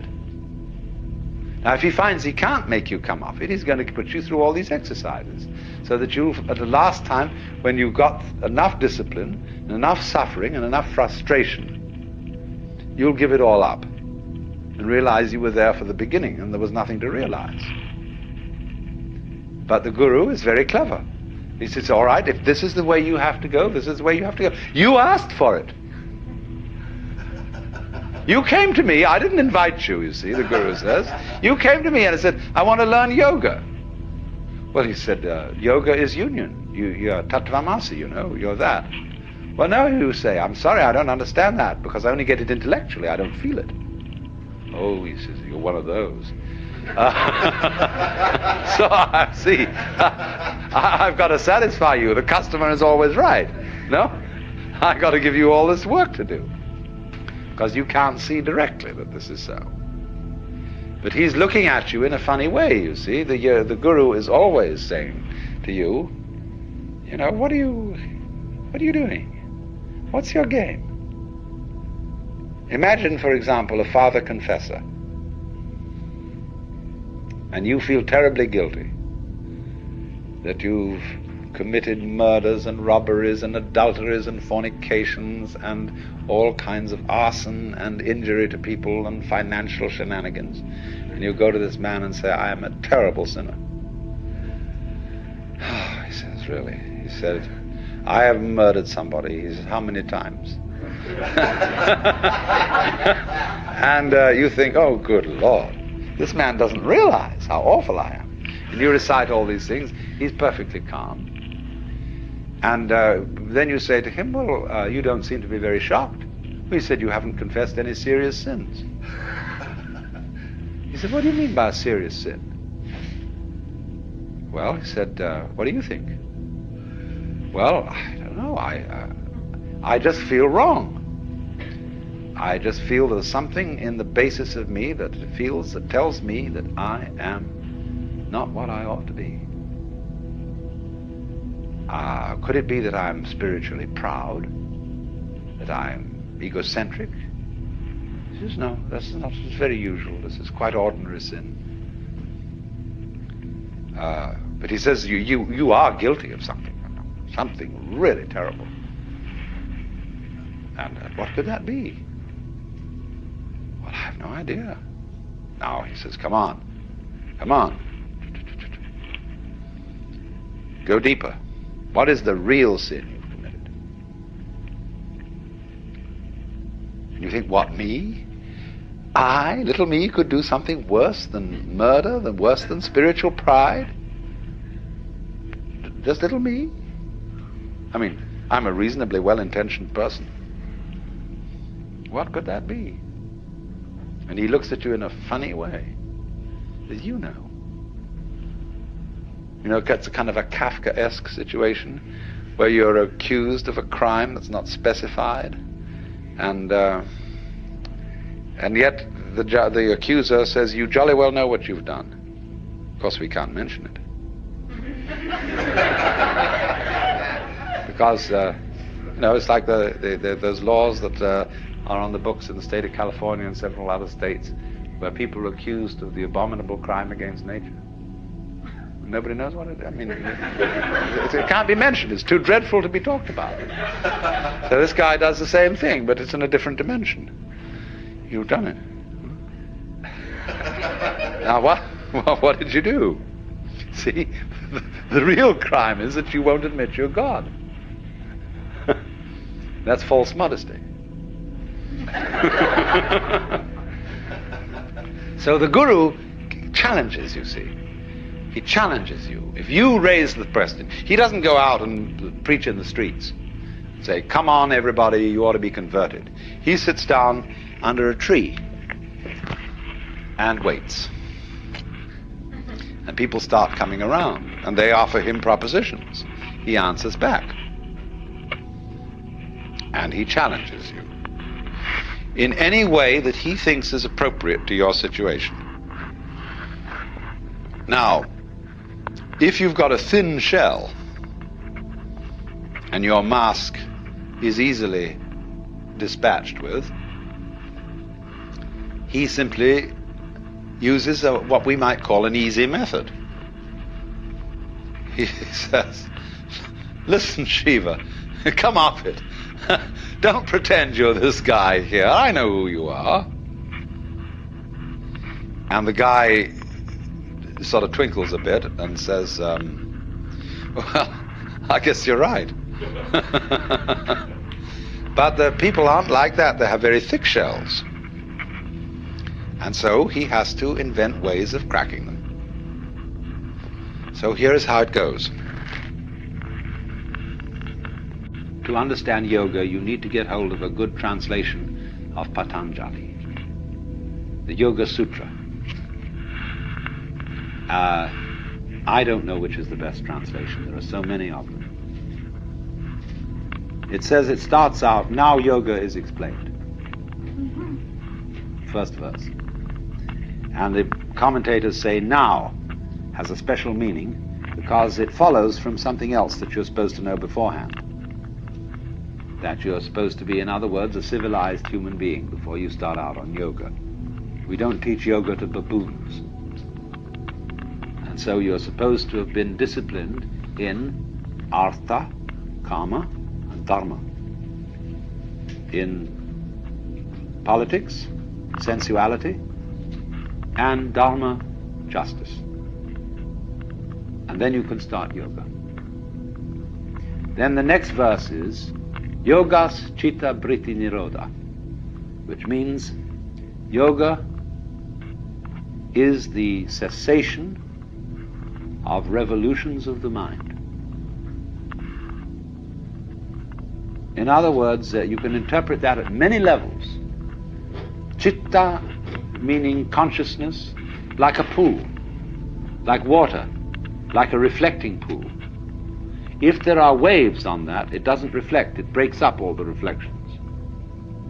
So stop the waves on the mind and it will reflect reality clearly. Get a perfectly calm mind. That's one meaning of it. Or another meaning of it is stop thinking. Eliminate all contents from the mind, all thoughts, all feelings, all sensations, everything.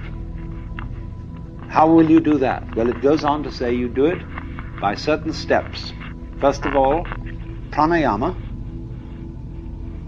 which means the control of the breath. Pratyahara, which means preliminary concentration. Dharana, a more intense form of concentration.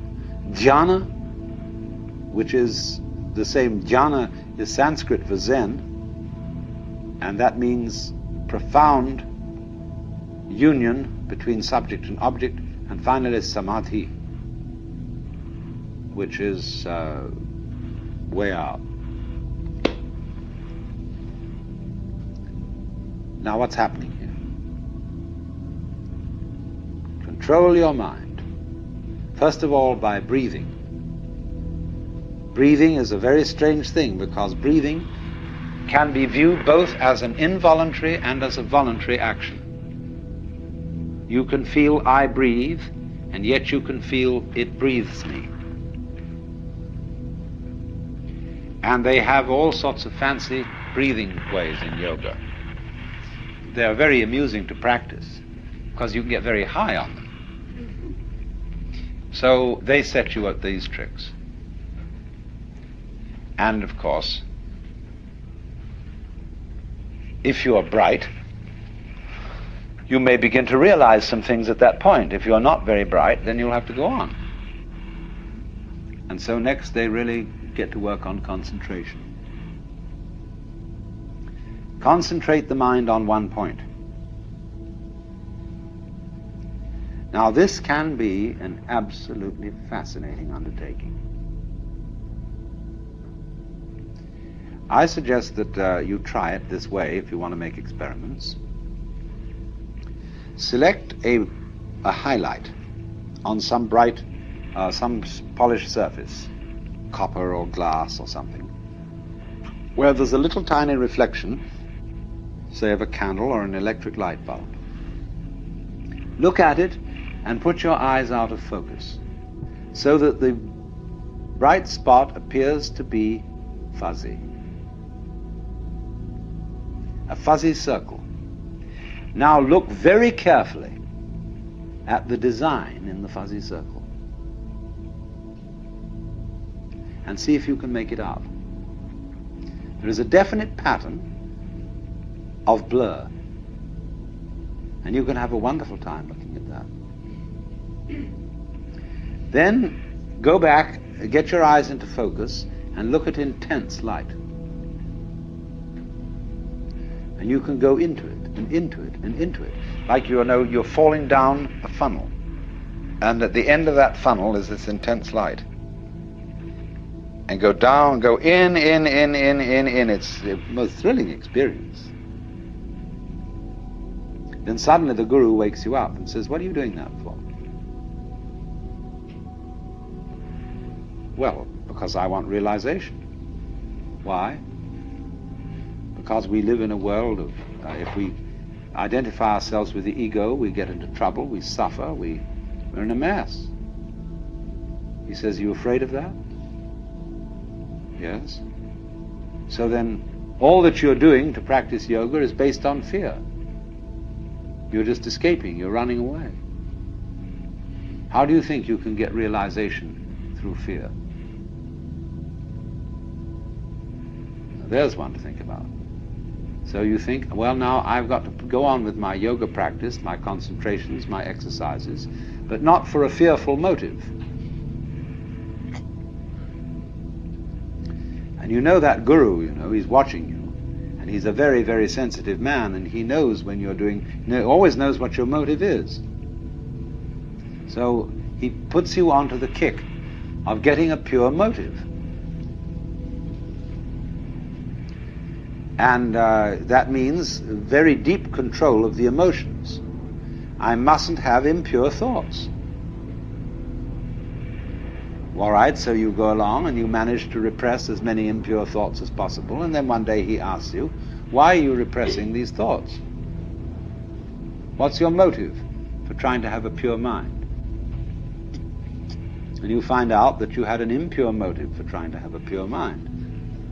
That you did it for the same old reason you started out the thing in the beginning, because you were afraid, because you wanted to get one up on the universe. And so eventually you find out, you see, that your mind is what is called in Sanskrit muddha, which means crazy. Because it can only go in vicious circles. Everything it does to get out of a trap puts it more securely in the trap. Every step in the direction of liberation is a new tie-up. So that you started, you know, with molasses in one hand and feathers in the other. That was the original situation of man. The guru made you put them together, see, like that, and said, now pick the feathers off. And the more it is, the more of a mess the whole thing gets. So you get involved and involved and involved by this process. And he, in the meantime, you see, has been telling you, yes, you made a little attainment today, but it was only the 8th stage, and there are 64 altogether. And you've got to get to that 64th stage. And he knows how to spin it out and drag it all out, because you are ever hopeful that you will get that thing, just as you might win a prize or win a special job or a great distinction and be somebody. That's the motivation all along, only it's very spiritual here. It's not for worldly recognition. You want to be recognized by the gods and the angels. It's the same story on a higher level. So he keeps holding out these baits. And as long as the pupil falls for them, he holds out more baits. Until after a while, the pupil gets the realization that what he's doing is running faster and faster in a squirrel cage. That he's making an enormous amount of progress and getting nowhere. Like in Alice Through the Looking Glass, when the Queen says, here you have to run faster and faster to stay where you are. And so he impresses this upon you by these methods very thoroughly. And at last you find out that you, as an ego, as what you ordinarily call your mind, are a mess. That you just can't do this thing. You can't do it by any of the means that have been held out to you. You can concentrate, yes, you've acquired a considerable power of concentration by doing all this, but you find you're doing it for the wrong reason. And there's no way of doing it for the right reason. See, Krishnamurti does this. He's a very, very clever guru. Krishnamurti says to people, now look, there is nothing you can do to be liberated, because all your efforts in the direction of liberation are phony. They are based on your desire to boost and continue your ego, and that will never lead to liberation. All you can do, he says, is to be aware of yourself as you are, without judgment. See what is.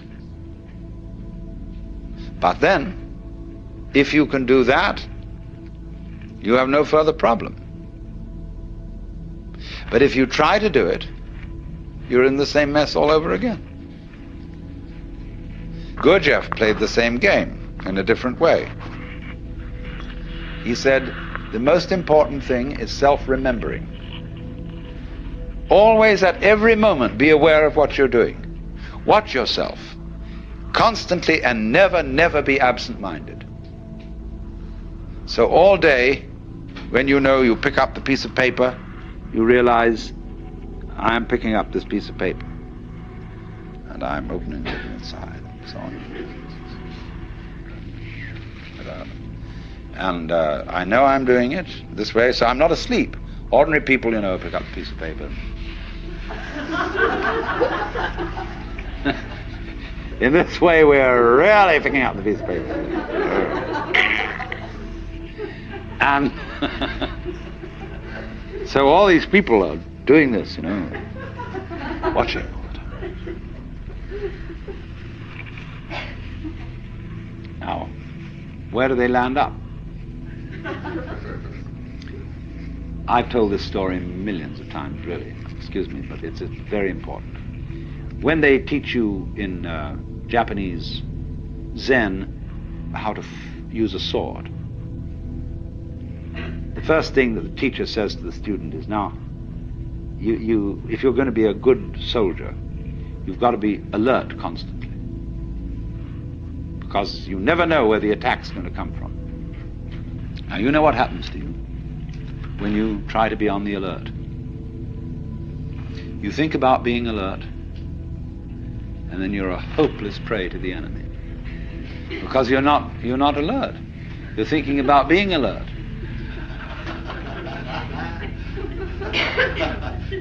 You must be simply awake and relaxed.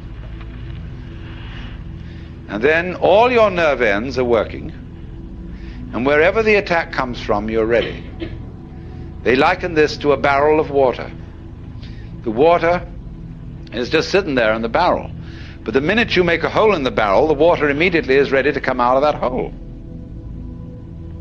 So in the same way, the mind, when it is in the proper state, is ready to respond in any direction from which the attack may come. So this man is no longer alert in the sense of taut and anxious. Which way is it going to go? See? He's just sitting there, like a cat sits there. And the minute anything happens, it's right there. Because it didn't have to overcome any set in a direction opposite to that from which the attack comes. If you're set for the attack to come from there, and it comes from here, you have to pull back from there and go there, but that's too late. So you sit in the middle, and you don't expect the attack from any particular direction. So in the same way, all this applies to yoga. You can be watchful, you can be concentrated, you can be alert. But all that will ever teach you is what not to do, how not to use the mind. Because it'll get you into deeper and deeper and deeper binds. You have to let it happen. Just like you have to let yourself go to sleep. You can't try to go to sleep. You have to let yourself digest your food. You can't try to digest it. And so in the same way, you have to let yourself wake up. Become liberated. And And when you find out, you see, that there isn't any way of forcing it, that for most people is the only way of getting them to stop forcing it. Because they won't believe when you tell them in the first instance, you've got to do this without forcing it. They'll say, well, it won't work, it won't happen, because I'm very unevolved. I'm just an ordinary human being. I'm just poor little me. And if I don't force it, nothing will happen. I have people who think that if they don't struggle and strain, they won't have a bowel movement, or whatever it is. They think they've got to do that work in order to make it happen. In other words, all that is based on lack of faith, not trusting life. And to get people to trust life who don't trust it, you have to trick them. They won't jump into the water, so you have to throw them in. And if they are very unwilling to be thrown in, they're going to take diving lessons, you see, in which they're going to go all through, they're going to read books about diving, they're going to do all the preliminary exercises for diving, they're going to stand on the edge of the diving board and inquire whether there's the right posture until somebody comes up beside and kicks them in the butt. And they're in the water. And it's also with this. It really is. So now the most amazing gamesmanship goes on in the whole domain of yoga and spiritual practice. You would be astounded. So, I mean, one of the games in all this is to find a little flaw in you, see? Everybody has a place where they can be jiggled a bit. Something they're a bit ashamed of, and so they think, does this person really know my secret? He's not saying anything because he's polite, but does he really see through me and know that somewhere are the awful awfuls and that I'm a little bit upsettable? This is all part of religious competition. If you go to the Roman Catholics and you've been psychoanalyzed, you see, they'll say, well, that's fine, but of course it's not nearly enough. I mean, that's all very well so far as it goes, but, or if you're a Roman Catholic and you go to a Buddhist outfit that's on a missionary basis, they'll say, yes, of course through your Catholicism you've learned some of the basic virtues, but of course Catholicism doesn't go anywhere near the heart of things, in that it doesn't have an elaborate system of meditation like we have. Then you go over to the Hindu school and they say, yes, the Buddhists go to a certain point. They do attain a very, very high stage of realization, but there is nevertheless something higher than that, which they don't quite get. And you'll find this all round the world. Everybody claiming to have that little special extra essence which the others don't have. Now, why are they doing that? Are they all frauds? Are they all out to get you into their society? Sometimes, yes. But sometimes they're trying to see whether you fall for this, testing you out. This is upaya, skillful method. And if you become falling for that little extra special thing that's just supposed to be around the corner, no? Then they've got you. Or rather, you've got yourself in the mix. And you have to work at that and work at that and work at that until you find out that you were being made a monkey of. But you were being made a monkey of because you could be made a monkey of. You hadn't really arrived where you are. You didn't have the nerve to be you. That is to say, to be the self. So you had always to feel that there was something beyond that, the stage higher. See? So that's why, for example, Masonry is such a success. It has 33 degrees. And you know, you can go up that ladder and get higher and higher status. The more degrees, the merrier. There have been things that have invented hundreds of degrees, and they're an immense success. Because you can postpone it, longer and longer, like Achilles overtaking the tortoise. He doesn't overtake it in the problem because we keep dividing and dividing the space between Achilles and the tortoise as he approaches the tortoise. What delays Achilles overtaking the tortoise is not Achilles, but our calculations about how he approaches it. We make the calculations more and more complicated as he gets nearer and nearer to the tortoise. It's only the calculations that put it off. Achilles, in fact, runs right by. So in the same way, you can calculate yourself out of liberation. You can put it off indefinitely by inventing new degrees and new stages. But actually, when you get it, you don't get it. You suddenly see it. It happens instantly.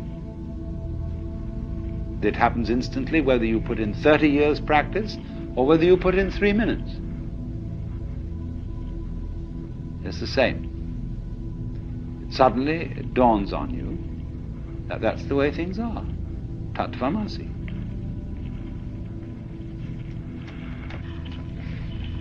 Medieval society in the West, comparable to Hindu society, allowed people to check out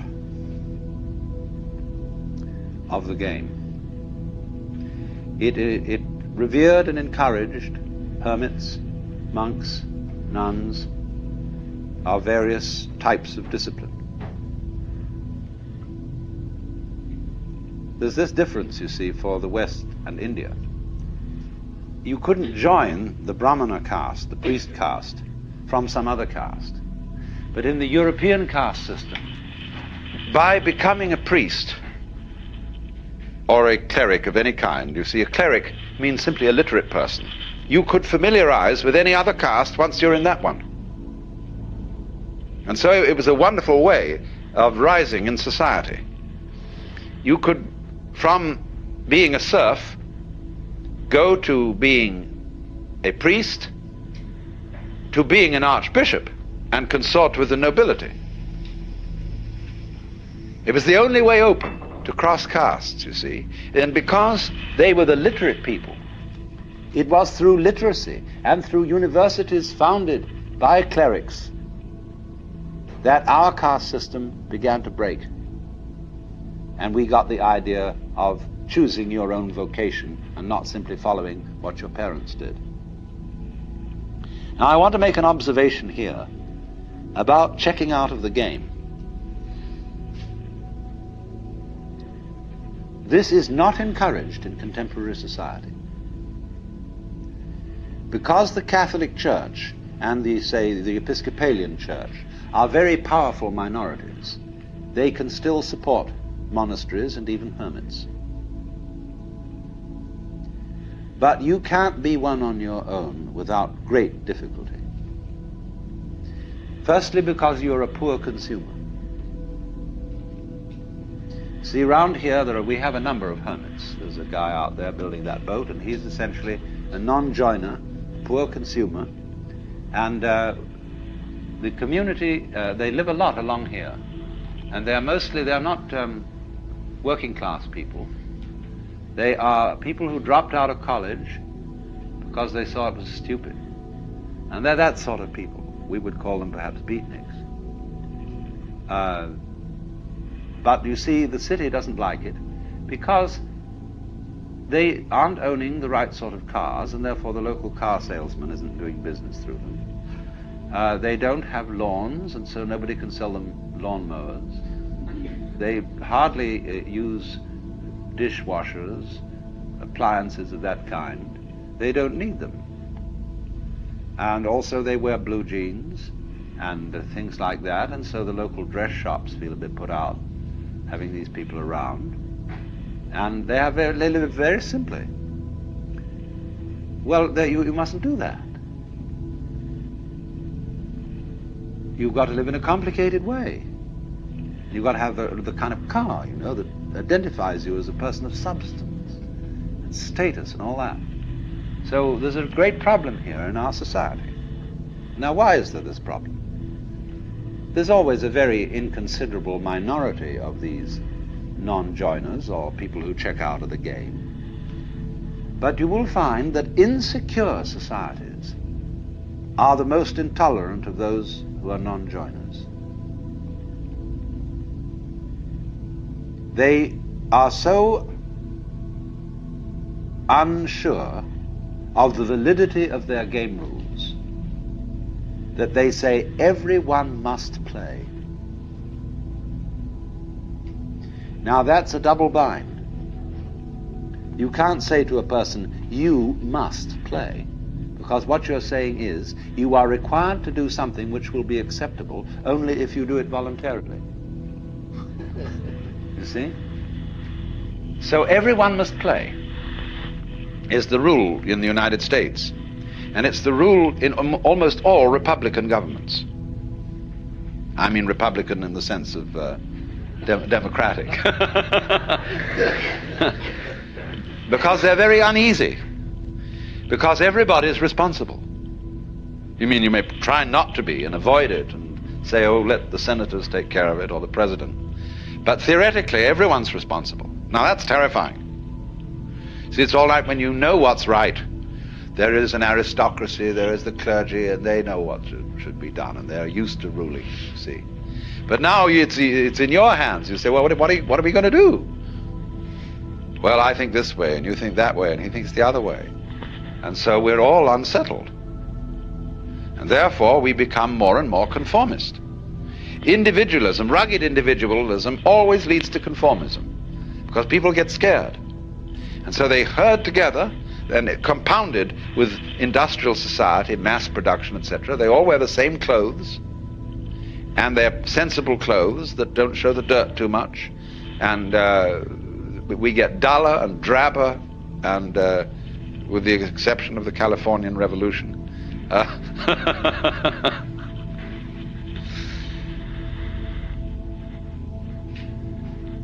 So the reason for this is, in a way, that democracy as we have tried it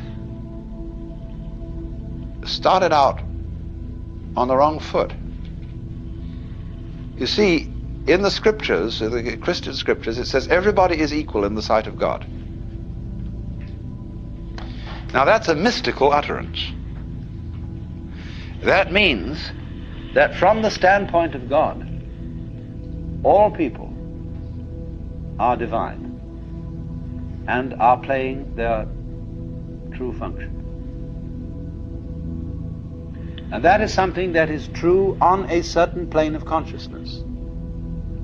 But come down a step and try to apply the mystical insight in the practical affairs of everyday life, and what do you get? You get a parody of mysticism. You get the idea not that everybody is equal in the sight of God, but that all people are equally inferior. And that's why all bureaucracies are rude, why the police are rude, and why you are made to wait in lines and are obstreperous income tax individuals and all that sort of person. Because everybody's a crook. Everybody's equally inferior. See, that becomes the parody of democracy. And that kind of society, watch out for it. It turns in a quick click into fascism because of its terror of the outsider. Now, a free and easy society loves outsiders. In fact, it's a little bad for the outsider's integrity, because he becomes a holy man, see? And people make salams and give him food and all that. They really take care of the outsider, because they know that man is doing for us what we haven't got the guts to do. That outsider who lives up there in the mountain is at the highest peak of human evolution. His consciousness is one with the divine. And great, just there is someone like that around. It makes you feel a little better. He has realized, he knows what it's all about. And so we need a number of those people. Even though they don't join our game, they tell us, you see, what you're doing is only a game. It's okay, I'm not going to condemn you, but it is only a game, and we up on that mountaintop are watching you. We love you, we have compassion for you, and but excuse please, we aren't going to join. So that gives the community great strength, because it tells the government in no uncertain terms that there's something more than government. That's why wise kings kept not only priests but court fools. The court fool is much more effective than the priest, to remind the king that after all he's human.